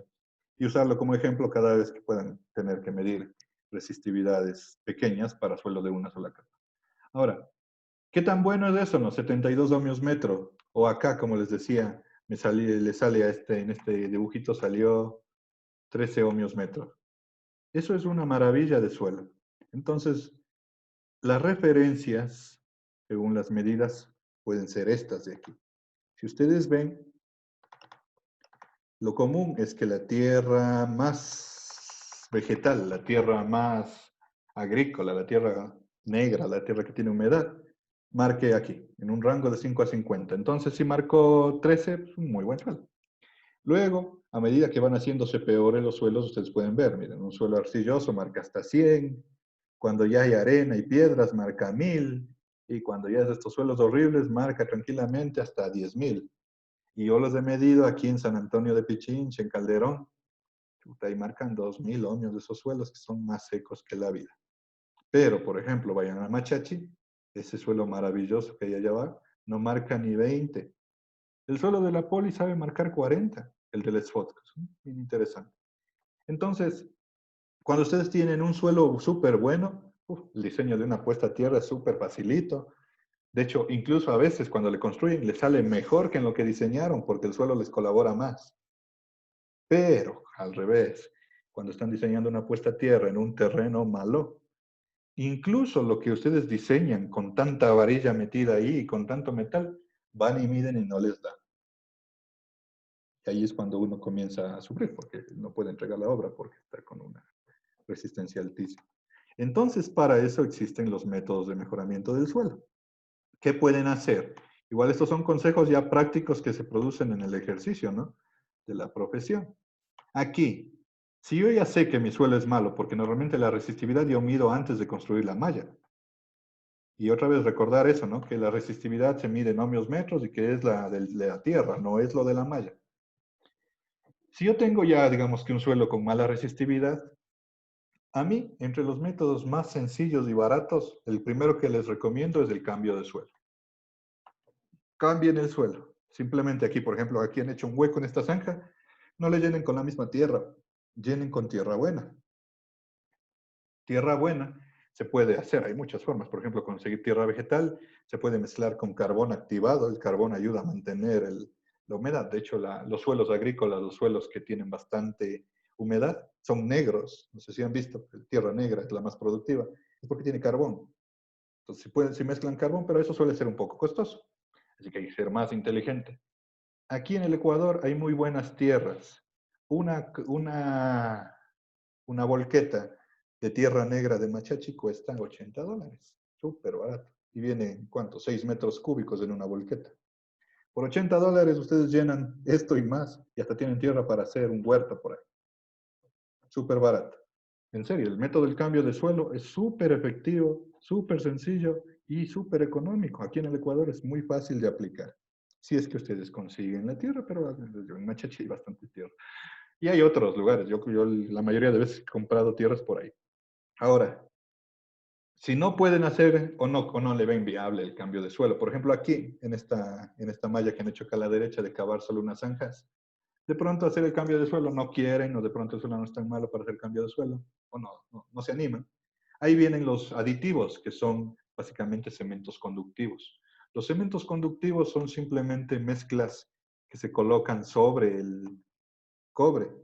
Entonces, ustedes lo que hacen es mezclar una especie de cemento que aguado, según las indicaciones del fabricante, y eso se le va colocando encima.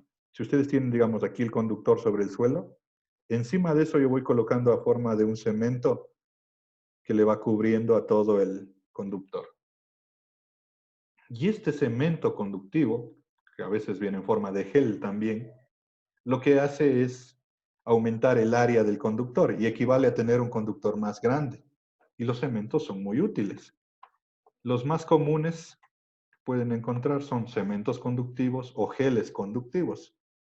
La verdad, yo desconozco a ciencia cierta la posible afectación que tenga sobre el suelo. He leído las etiquetas y las marcas más famosas como GEM, que es una de las más comunes y famosas, que dicen que son amigables con el ambiente, que no afectan el suelo. Eso yo desconozco si será cierto o no será cierto, pero lo que sí es cierto es que estos materiales potencian muchísimo la capacidad de conducción del electrodo. El GEM es la marca, ¿no? No es un material, pero el GEM es un cemento conductivo. O también hay geles. En precios, por ejemplo, una funda de GEM de 20 libras vale $20. Les falta bastante, porque con 20 libras de GEM no han de cubrir un cuadradito de estos nada más. Entonces, sí cuesta. Por ejemplo, si quieren rellenar esta zanjita de aquí, esta malla que aquí al ojo tendrás 4 metros por 4 metros, según esta foto. Entonces aquí sí se van a gastar unas 10 fundas de gem, tranquilamente. Entonces, la preparación es simple. Bueno, aquí mismo en la funda vienen las indicaciones. Ahí les dice cuánta cantidad de agua deben colocar. Se forma una masa bastante diluida del material y se le coloca, así como les dije, sobre el electrodo, cubriéndole a todo el electrodo. Y una vez que está cubierto, se tapa con tierra. Midan la resistencia y van a tener una buena cantidad de reducción. Muy útiles son los aditivos como estos de aquí. Estos les recomiendo. No les recomiendo poner sal. Alguna vez van a escuchar por ahí. Se puede colocar sal o mezclas que tengan que ver con, ¿cómo se llaman las sales? Sales se llaman en general, ¿no es cierto? Cualquier tipo de sal funcionan muy bien, pero corroen rápidamente el material. Entonces, si ustedes ponen no solo sal, cloruro de sodio, sino cualquier tipo de variedad de sales que pueda tener un aditivo, se va a comer el material en poco tiempo y va a desaparecer la malla. En cambio, estos geles y cementos conductivos están a base de carbón y otras, seguramente tienen otros elementos. Es una opción. Y la siguiente opción, una de las que más me gustan a mí, porque también le veo que es súper útil, es usar electrodos activos. Los electrodos activos son electrodos de grafito y otras mezclas químicas que tienen dentro. Tengo aquí algunas imágenes. De hecho, yo recién instalé en una casita que construimos un electrodo activo porque el suelo era horrible ahí. Este no.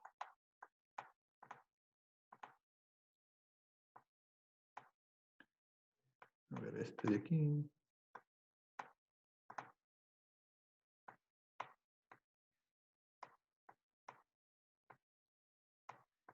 Esto es un electrodo activo. Un electrodo activo tiene básicamente un electrodo de cobre que está dentro de como dice aquí, una pasta, un material de grafito. Y en ese grafito hay componentes químicos que reducen bastantísimo la conductividad del material. Entonces, estos componentes químicos están ayudando a que la corriente se disipe de mejor manera, con una resistencia bastante baja. Y por eso se llaman activos, porque este material está activado químicamente. Y los electrodos activos tienen resistencias súper bajas que pueden lograr tranquilamente menos de 1 ohmio. Entonces son muy, muy buenos cuando ustedes ya no encuentran la manera de bajar la resistencia, ni siquiera metiendo más cobre, cambiando el suelo, o sea, ya están en una situación bastante complicada. Así es un electrodo activo, por ejemplo, es un tubo de grafito que tiene la salida del chicote para conectar y se le entierra. Simplemente, por ejemplo, miden 1 metro o algo así de profundidad, se le entierra en el suelo. Es más, incluso suele recomendarse, se le ponga en el hoyito donde van a enterrar el electrodo de grafito, le llenen también con GEM, cemento activo, cosa que potencien más todavía el contacto del electrodo con el suelo. Había una foto.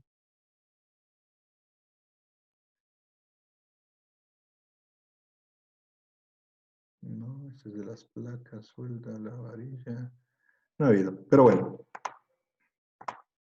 Aquí, en este hoyito donde va a entrar, entonces, si le ven desde arriba, hacen un hoyo en el suelo, aquí va a estar el electrodo activo, y rellenen la periferia con GEM o material o un cemento conductivo. Le tapan con tierra y tienen esto de aquí.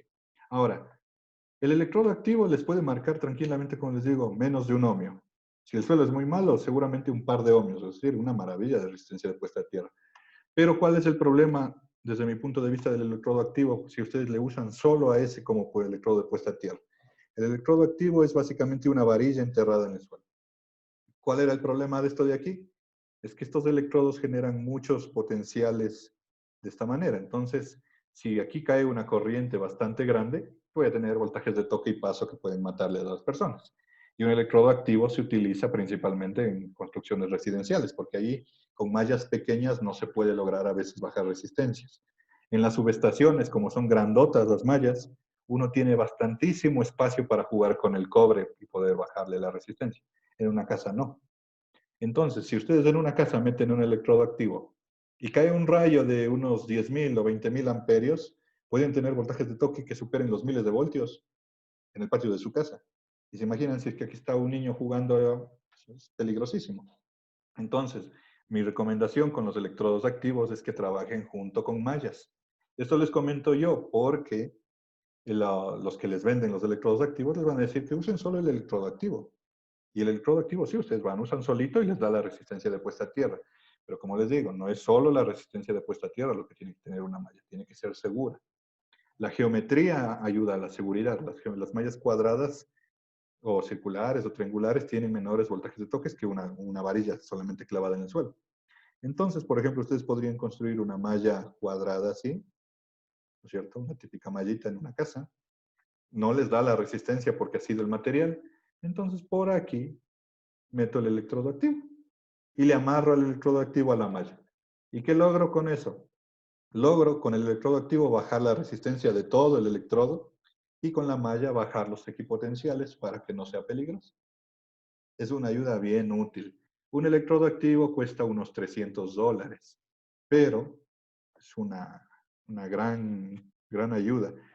Y normalmente lo que uno necesita del electrodo activo es simplemente saber qué corriente hay. En el mercado existen de diferentes corrientes, 10 kiloamperios, 20 kiloamperios, hasta 100 kiloamperios, según el rango de corriente que uno maneja. Uno tiene que más o menos saber la corriente que va a haber en cada lugar.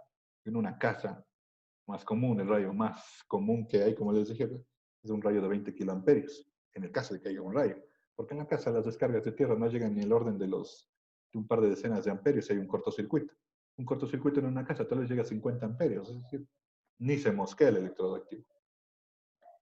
Este es súper útil, bastante recomendado, pero yo les recomiendo, no le trabajen solo. Igual, nunca trabajen solo un electrodo de tipo varilla. Primero, no va a servir. Una varilla solita clavada ahí, no, eso no es puesta a tierra, les va a marcar unas cuantos ohmios, cientos de ohmios, les puede marcar una varilla. 2 varillas tampoco sirve. Siempre trabajen en lo que es esquema de mallas. Otras recomendaciones igual, esto aprendimos en los estudios que hicimos en una tesis también reciencito de que se graduaron los chicos, es que traten de tener geometrías como estas de aquí y eviten las esquinas, porque las esquinas son las que hacen que los campos eléctricos generen más potenciales de esta forma. Entonces, por ejemplo, eso les digo, uno construye mallas cuadradas porque es facilito simplemente cavar en manera recta. Pero, por ejemplo, una malla de este tipo es más segura que una malla de este tipo. Y es cuadrada, ¿no es cierto? Una malla circular. No hagan mallas triangulares. Funcionan. Típico encontrarse con mallas triangulares para los pararrayos. Dicen, agarra y pon 3 varillas ahí y listo, y ponle con un cable y ya está, y sí, ya está. Estas puntas generan muchos equipotenciales. Esta tesis está recién publicadita, entonces esto probamos con los métodos finitos que yo les estaba comentando. Cuando uno ya quiere saber un poquito más de esto, los métodos finitos alguna vez deben haber usado el software FEM, al menos quien haya sido mi estudiante, yo les digo ser usado el FEM. Pero existe método finito ya en 3 dimensiones. Nosotros trabajamos con un software que se llama ANSYS.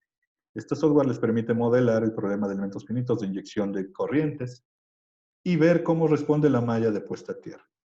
Entonces, ahí probé las geometrías, aprovechando el software, y ahí constaté lo que ya me imaginaba, que las esquinitas son peligrosas, generan más voltajes de toque y paso. ¿Cómo son los voltajes de toque y paso? ¿Dónde están? ¿Dónde están? Toda esta parte es la modelación. Así se ve una malla modelada en elementos finitos en 3 dimensiones. La parte roja es donde está el potencial más alto, la parte azul es a donde está el suelo, y las partes de colores es donde se han distribuido las curvas potenciales. Entonces, por ejemplo, aquí, miren, en una malla cuadrada, así se distribuyen las curvas potenciales a lo largo del suelo, en la profundidad de todo el suelo, de esta manera. Estas curvitas potenciales son las donde una persona podría tener el voltaje de toque, de paso. Y la otra parte, así se comporta una malla cuando inyectan la corriente. Esa es otra parte, la elevación de voltaje, que me falta comentarles y les puedo comentar. Resulta que cuando cae la corriente en un electrodo, en el suelo, solo el electrodo está a un potencial, pero ustedes pueden ver los espacios que hay entre el cobre. Es material, es tierra. ¿En qué consiste el electrodo? Pues simplemente recuerden, ustedes tienen un pedazo de suelo que tiene una resistividad. Si yo le hago circular una corriente por aquí, ¿qué va a pasar? Corriente por resistencia, debe haber un voltaje, ¿sí o no? Si este material fuera homogéneo, en todos los puntos el voltaje debería ser el mismo.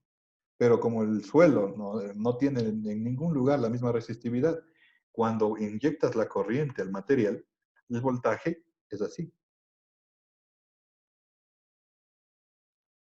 Entonces, en la misma superficie donde está la malla, aquí la malla está bajo el suelo, los puntos de voltaje pueden haber más grandes y más chiquitos. Este es el perfil de voltaje. Y de paso, esto es cómo funciona una malla de puesta a tierra. Esto sería ploteando el voltaje versus la posición en la malla, en 2 dimensiones.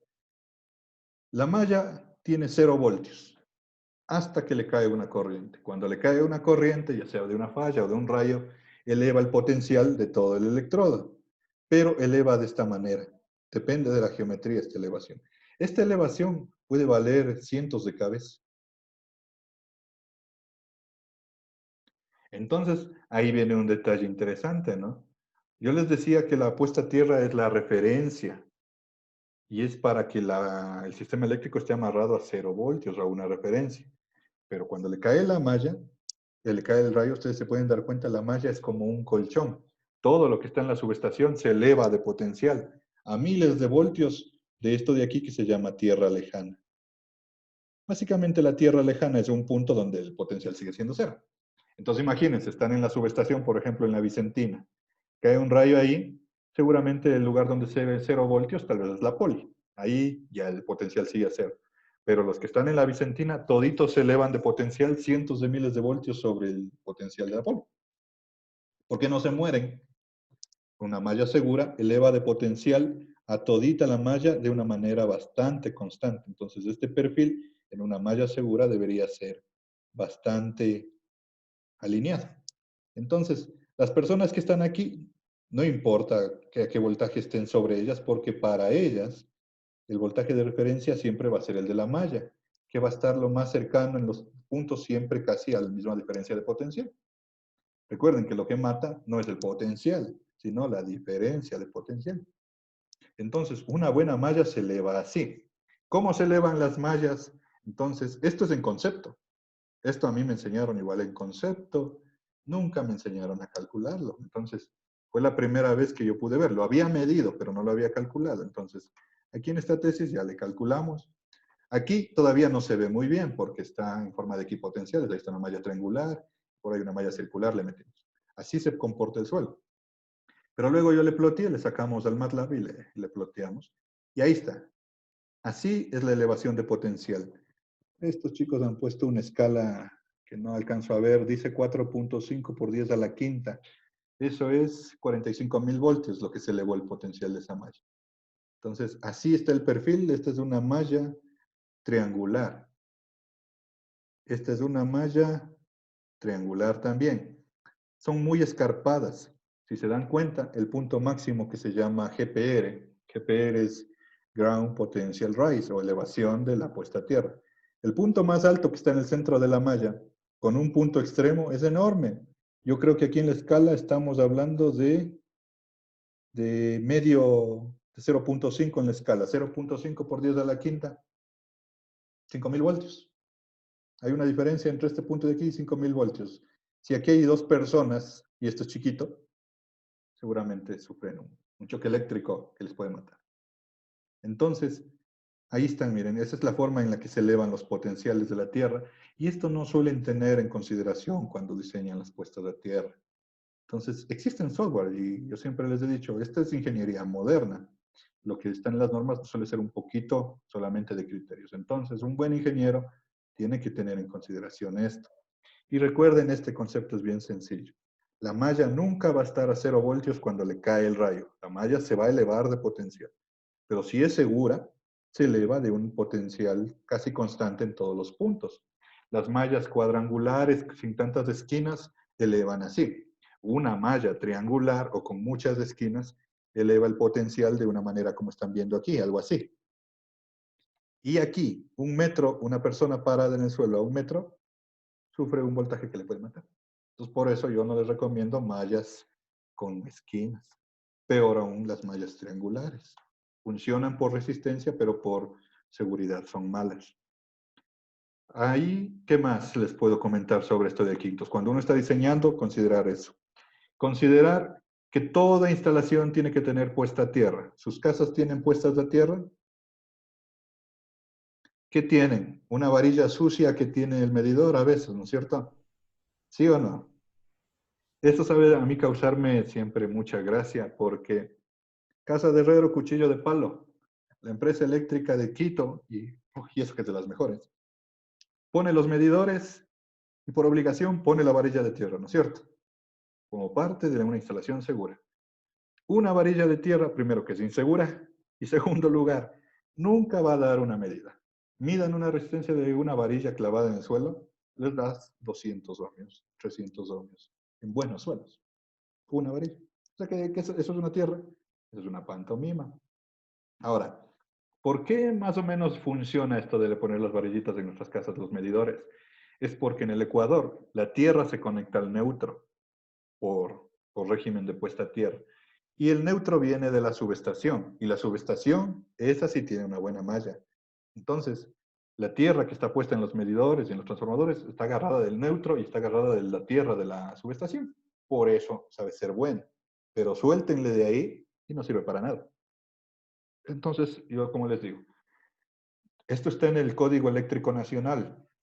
Toda instalación eléctrica debe tener una malla de puesta a tierra que sea buena, buena considerando una resistencia baja y considerando que sea segura para los que están habitando en las cercanías de las mallas. Y también, normalmente, no mezclar las tierras. Lo típico es que un pararrayos, ahí sí, un pararrayo, el que se pone en los techos de los edificios. La idea, como les dije alguna vez, de un pararrayo es que este atraiga el rayo y le derive a tierra. Entonces, normalmente hay un bajante en el edificio y aquí debe haber una malla de puesta a tierra. Las mallas de puesta a tierra de pararrayos no son la misma malla que la puesta a tierra de la malla de puesta a tierra de servicio eléctrico. Entonces, nunca vayan a conectar el pararrayo a la malla del edificio, a la malla de servicios generales, a la malla de tierra común, porque se va a entrar el transitorio por ahí y les va a ir destruyendo toda la instalación eléctrica. Y aquí es donde saben hacer esto. Los instaladores, recuerden que en el mercado nacional hay todo tipo de profesionales y muchos se basan mucho en la experiencia. Entonces, los instaladores de pararrayos saben hacer esto. Cogen el pararrayos, hay que instalar, hay que hacer una malla de tierra para pararrayos, cavan atrás del edificio, barato, rápido, sencillo, 3 varillas con cable, malla triangular. Esta malla es típica encontrarse en pararrayos, mallas triangulares. Para mí, cuidado esta malla, porque como ven, cae el pararrayos, una corriente de un rayo altísima. Con esta malla es peligrosa. Y tiene que tener su propia malla. En todo caso, esos pequeños criterios, pues bueno, en diseño de alto tienen que profundizar más. Aquí les he indicado un poco en lo que es cómo más o menos se construye, las alternativas que existen. Y recuerden cómo se miden. Dos métodos y dos cosas diferentes. Una cosa es medir resistividad, otra cosa es medir resistencia de puesta a tierra. El telurómetro es un equipo que me permite medir las dos cosas. Estos de 3 puntas no, ¿sí? Pero sí sirven para medir resistencia de puesta a tierra. Y no confundan lo que es resistencia de puesta a tierra con resistividad. Apliquen estos métodos que yo les he comentado, eso está todo normalizado en la estándar 8081, yo les cuento de manera de resumen. Tienen ahí las normas para su referencia y eso es todo. Ya falta 10 minutos para terminar. Como les comenté, de esto no hay informe, porque va a haber informe si ya se acaba el semestre. De esto no hay ningún trabajo extra, ni coloquio, nada, nada. Esto solamente era para cumplir con el sílabo del semestre y para igual enseñarles a ustedes, porque como les dije, estas cositas no saben recordar cuando están en el ejercicio de la profesión. Y es bien común hacer estas medidas. Es bastante común en el trabajo tener que hacer puestas a tierras o irlas a medir. Y como les dije, los otros trabajos que estén pendientes de calificar esta semana, el fin de semana, máximo lunes o martes, ya de tener las notas. La siguiente semana ya se terminan las clases, así que podrán ver sus notas en el aula virtual, coloquios pendientes, todo eso les dije el sábado 12 de septiembre, les activo, ¿no es cierto? Y eso sería todo de mi parte, chicos. Les agradezco la presencia durante todo el semestre, que ha sido bastante complicada, pero hemos tratado de salir adelante. Es una pena que no hayan podido ver todo esto en manera física, pero he tratado de que quede explicado de la mejor manera. Cuídense mucho y eso sería todo de mi parte por este semestre. Cualquier cosa, ya saben, tienen mi contacto del correo o del aula virtual si es que hay algo pendiente, pero ya conexiones. Esta sería la última conexión con ustedes. ¿Sí? ¿Alguna cosa antes de terminar? ¿Alguna duda rapidísima? Una pregunta, profe. ¿Sí? ¿Cómo es eso que le conectan la Tierra al neutro? Aquí, a ver, ¿dónde estaba este de aquí? Aquí este dibujito. De hecho, en el Ecuador toda la Tierra tiene que conectarse al neutro. ¿Dónde va a estar la Tierra? La Tierra sale de un cable del suelo a una barrita de tierras, que por lo general es el tablero de distribución. Si usted ve en su casa, por ejemplo, el tablero de distribución en la cocina o en los edificios, debe haber un tablero general. El tablero normalmente tiene aquí las barras de las fases, ¿no es cierto? Digamos que sea de 2 fases, fase 1, fase 2, y aquí saben estar los breakers. Tiene la barra del neutro, donde viene obviamente el neutro, y tiene la barra de tierra, ¿no es cierto? O tiene que tener. Si viven en una casa muy vieja, los tableros antiguos no tenían ni barra de tierra. Entonces llega aquí el cable de tierra, llega acá el cable del neutro, de la red eléctrica, y usted tiene que hacer un puente aquí. Y ahí está conectado la tierra al neutro. Eso no Entonces, sería hacerle como un cortocircuito, o sea, conectarle el neutro en paralelo con un cortocircuito. no, el neutro está conectado a la tierra. Recuerda que la tierra está muerta, ¿no? La tierra es simplemente un pedazo de metal al suelo. Entonces aquí usted le conecta a la tierra. ¿Por qué se hace esto? Por evitar el neutro flotante, que es la elevación de voltaje. Recuerde lo que le decía. Digamos que usted está aquí en el suelo, ¿no es cierto? En su electrodo. cae la descarga y el electrodo sube de potencial. La Tierra en sí sube de potencial. Pero el neutro está acá. Entonces, ¿usted qué conecta aquí? Conecta a su televisión, que tiene 3 patitas, tiene neutro, tierra y fases, ¿no es cierto? Entonces, en el equipo llega por un lado un cable de tierra, ahí, y llega por otro lado un cable de neutro, que en condiciones normales deberían valer 0 voltios y 0 voltios. Cuando le cae el rayo y el neutro no está amarrado a la tierra, el neutro vale 0 voltios y la tierra vale, qué sé yo, 1 kilovoltio, una descarga chiquita. ¿Qué cree que va a pasar? Bueno, pongamos 10 ya, para que sea más evidente. ¿Qué cree que le va a pasar a su tele si en los terminales de aquí, en estos dos, en un momento hay 10 kb? Se chamusca. Entonces, ¿cómo se soluciona ese problema? El neutro debe estar amarrado a la Tierra. Si usted le amarra aquí el neutro a la Tierra, cuando se eleve la Tierra también se eleva el neutro. Entonces, el neutro está a 10 kb, la Tierra está a 10 kb, la diferencia de potencial entre ellos es 0. ¿Sí? Y la fase se eleva, obviamente, la fase está en referencia al neutro, así que la fase se eleva con el neutro. Si usted quisiera verle, digamos que vale 10 kb, la fase vale 10.120 kb. Pero la diferencia entre fase y neutro es a 120 voltios, ¿no es cierto? Entonces, así funciona una Tierra. Es un colchoncito que eleva toda la red eléctrica. Si usted no le une, se eleva solo la Tierra y tiene este peligro del neutro flotante. Y aquí ¿Y se las une. corrientes que pasan por el neutro? Por eso, la corriente que va por el neutro en realidad debería volver por el neutro, pero a veces sí se derivan corrientes a Tierra. Se derivan y se van a la Tierra nomás y retornan por la Tierra a algún lugar del generador. Pero suelen ser corrientes parásitas las que se derivan. Cuando hay falla, las corrientes deben derivarse a Tierra por el conductor de tierra.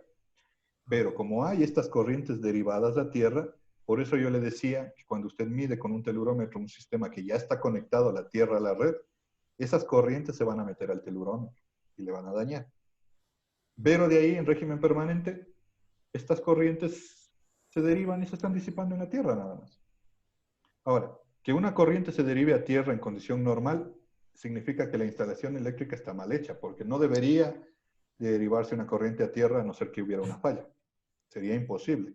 Si se deriva una corriente a Tierra en régimen normal, es decir, cuando no hay ninguna falla, es porque puede estar energizada una carcasa, que es el caso que les decía de la lavadora, que puede estar energizada la carcasa y se está derivando corriente a Tierra. O el caso que usted dice que de pronto la llave de agua está energizada. Entonces ahí se pueden estar derivando corrientes a Tierra, pero porque hay algún problema en la red eléctrica. Y en régimen permanente no debería haber. En régimen transitorio, cuando hay un cortocircuito o una caída de un rayo, ahí sí tiene que derivar, y lo correcto es que se derive por la barra de tierras hacia tierra, no por el neutro, porque igual, la corriente si regresa por el neutro puede ir afectando todo lo que está en la red. Para que esto suceda, usted tiene el neutro aquí y la tierra acá. ¿Cómo logra que la corriente en vez de irse por el neutro se vaya por la tierra en una falla? Porque este tiene que tener una resistencia bajísima, ¿no es cierto? Entonces, ahí una buena malla le deriva la corriente a tierra. Caso que le digo a usted, ponga una varilla. La resistencia de la varilla, ¿qué tiene? Una resistencia alta. ¿Cree que la corriente se va a derivar a tierra? Mejor va a irse por el neutro. Y de hecho así pasa en nuestras casas. Se va por el neutro hacia la subestación. Pero eso no es correcto. Es una mala puesta a tierra. Entonces, una buena puesta a tierra por eso tiene que tener también estos valores bajos. Pero ese es nuestro régimen aquí en el Ecuador. Conectar neutro a tierra en los tableros. Normalmente se debe conectar en el tablero principal. Si vive en un edificio, en un conjunto, en el tablero principal, hacen un puente ahí. O un jumper como está aquí. Pero en las casas, que les aseguro que ustedes no tienen mallas de puesta a tierra, si es que es una casa independiente, ahí seguramente no está ni conectado la tierra al neutro. Deberían conectarlo. Y pues obviamente deberían tener una pequeña mallita de puesta a tierra para conectar al neutro de su red eléctrica. ¿Sí? Sí. Es bien interesante este tema. Seguramente les han de quedar varias dudas, pero cuando estén en diseño de alto voltaje, viendo lo que es este diseño, ahí aprovechen en la teoría especialmente a preguntar más de esto. Es bastante curioso. Y si quieren un poco de conceptos de aquí de puesta a tierra, esta tesis le pueden encontrar, ya está publicada, está aquí como modelación y simulación de mallas de puesta a tierra con métodos finitos, bastante actual. De pronto ahí hay conceptos. O si no, estándar 80, estándar 81. ¿Sí? Yo lo que más me enfoqué ahorita era cómo miden y cómo se construye. La otra parte que faltaría a ustedes, y que obviamente tienen una cátedra enterita de eso, es cómo se diseña. ¿Sí? Ahora sí, chicos, muchas gracias. Ya ha sido las 4 y ya viene el otro curso igualita. Que tengan una buena tarde. Pasen bien. Hasta luego, profe. Pase bien. Gracias. Ya les dejo el videíto Hasta luego, y las Inge. cosas de Neurona. Sí, gracias. Hasta luego, pasen bien.